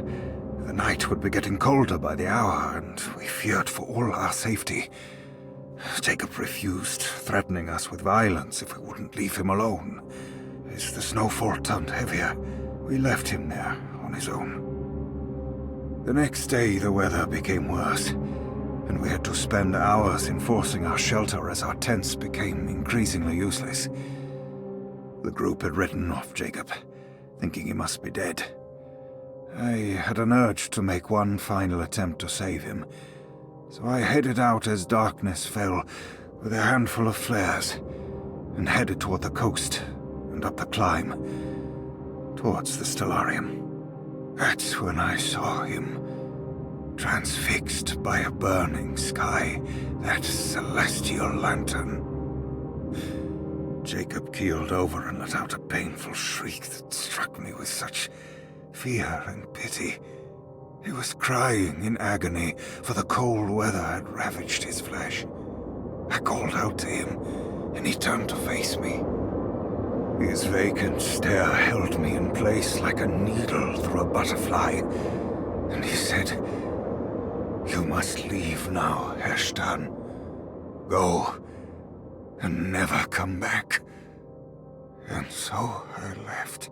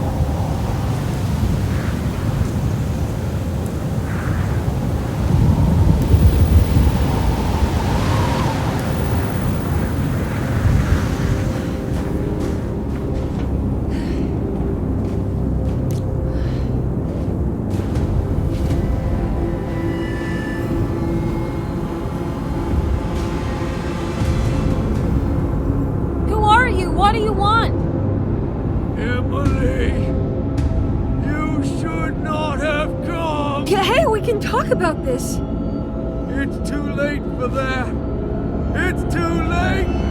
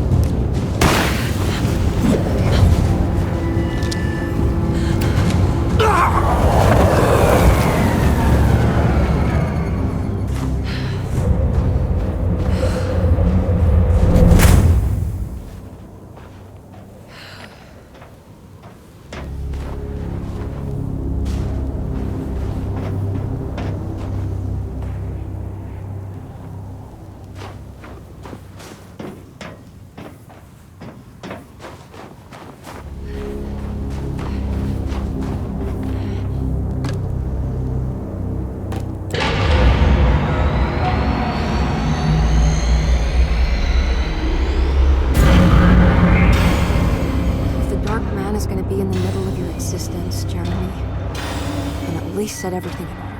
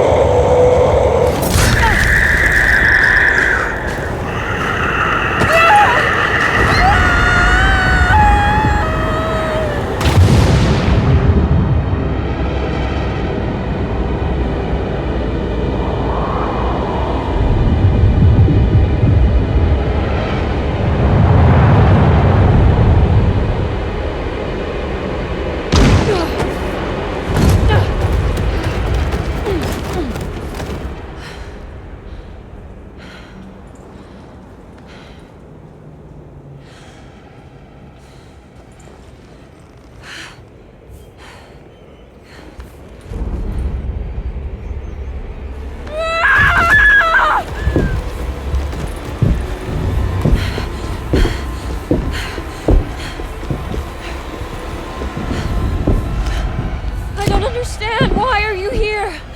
I did everything you wanted to break the pact. What else can I do?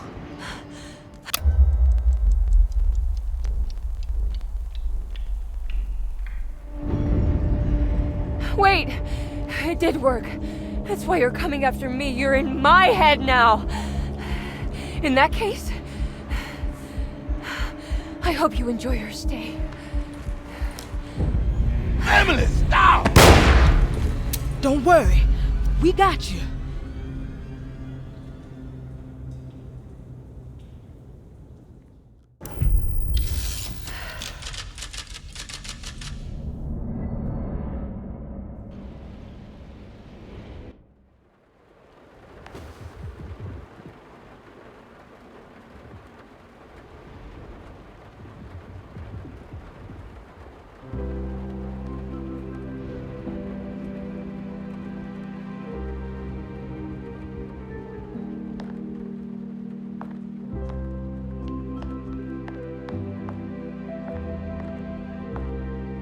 Are you alone? Or is he in there with you?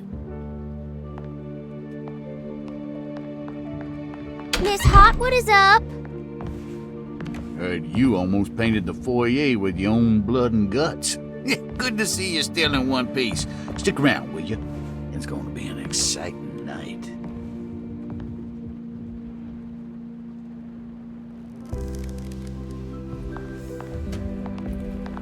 Good to see you made it, miss. And all that ruckus, Lotta gave you a healthy dose of that sleeping juice. Wasn't sure you'd be waking up again. What happened? You had a psychological breakdown. Tried to shoot yourself. Sorry for the manhandling, but we just wanted to save you. You also stabbed Jeremy in the eye. Is he alright? He's a little strange, but everything else is back to normal. Really? I broke the pact? I don't know what you did, but it worked. Let's see you standing up, miss.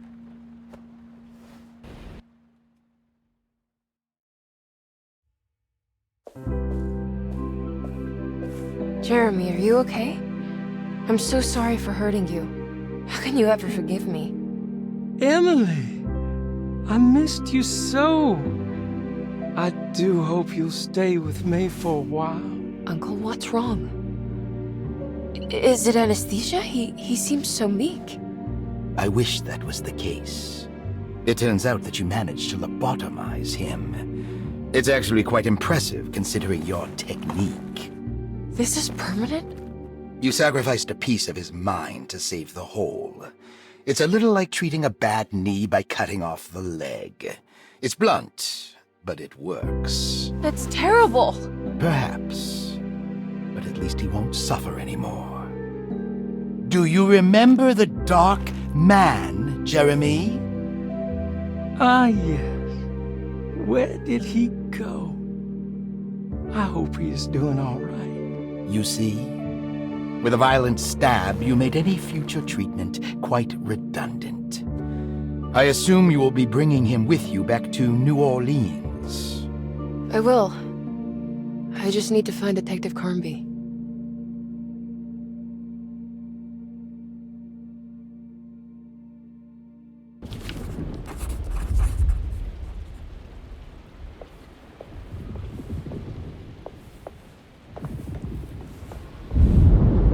Well done, Miss Hartwood. You officially made Derceto the dullest place in existence again. Oh, thank you. Happy to be of service.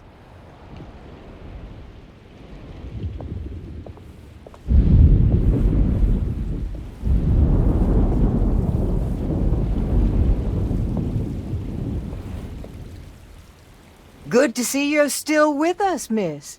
Are you hungry? No, thank you. I'm still a bit woozy.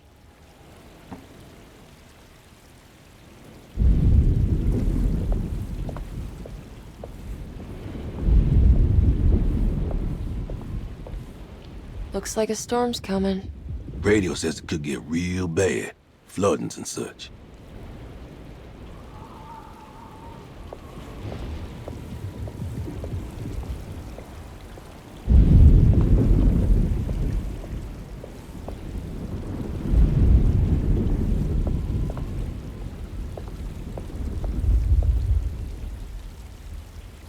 I almost forgot this was here. The very heart of Derceto, you know.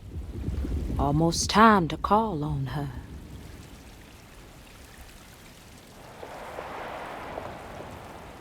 Do you know what's about to happen here? Oh, just a little ceremony we do each year on the eve of St. John. We raise our glasses to the old wishing tree here and ask for a better year.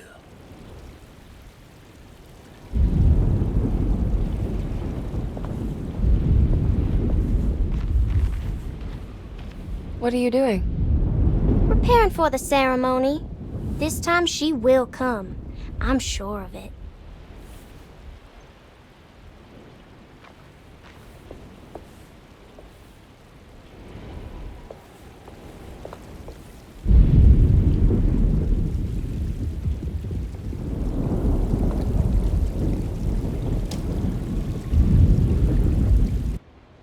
Everyone knows what to do?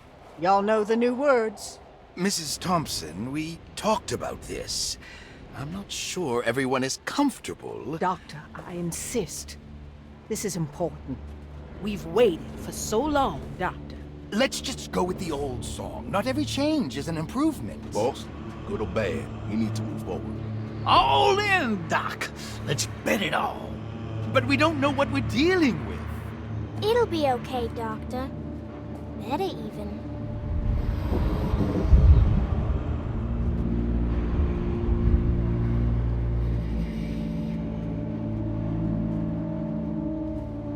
Ever there praises in abundance to the black goat of the woods. Hear us, mother.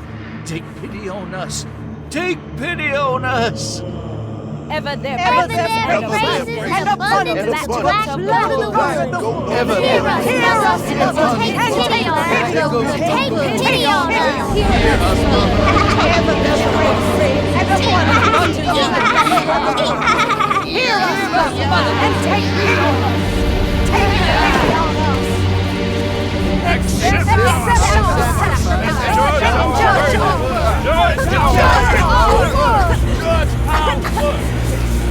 What are you doing? This is madness!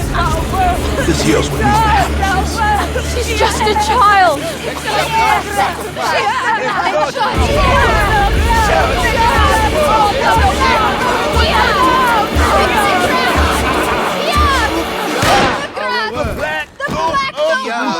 With 1,000 years! Edward! Get out, Emily! We're leaving! No! There has to be a sacrifice!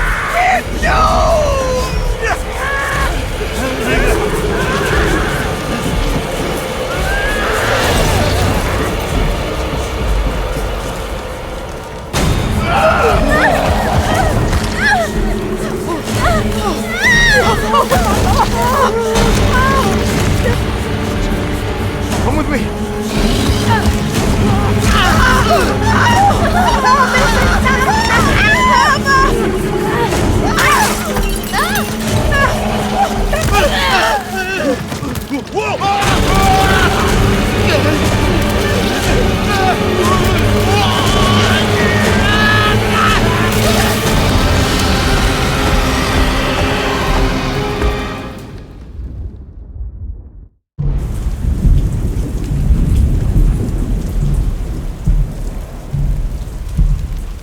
I have to stop that thing! It's gonna kill everything in its way!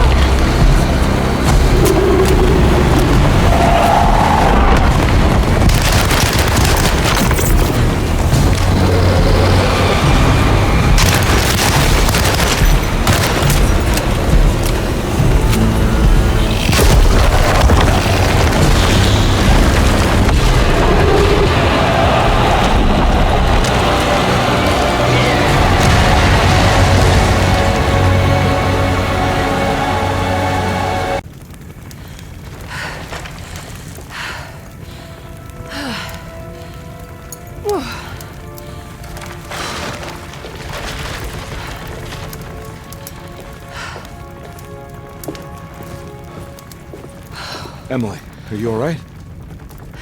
I don't understand anything that just happened. What was that? The whole gang was a cult dedicated to something called the Black Goat of the Woods. I've been trying to gather as much information as I could. It was only after you started talking about monsters that I thought maybe there was some truth to all the nonsense I was finding. Where's Jeremy? Uncle! Are you alright? Everything is out of order. This isn't the way the story goes. I shouldn't be alive. Don't say that. You made it out. Be happy. Okay?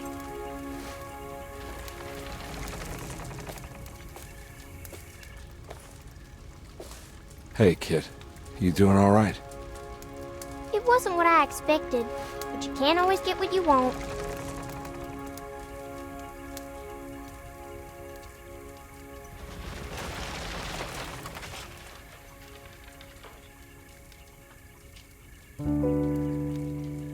Alright, you ready to head back to New Orleans? Come on, Jeremy. Let's go. Can I come? Don't leave her. You have to take her to Hell's Kitchen. What on earth are you talking about?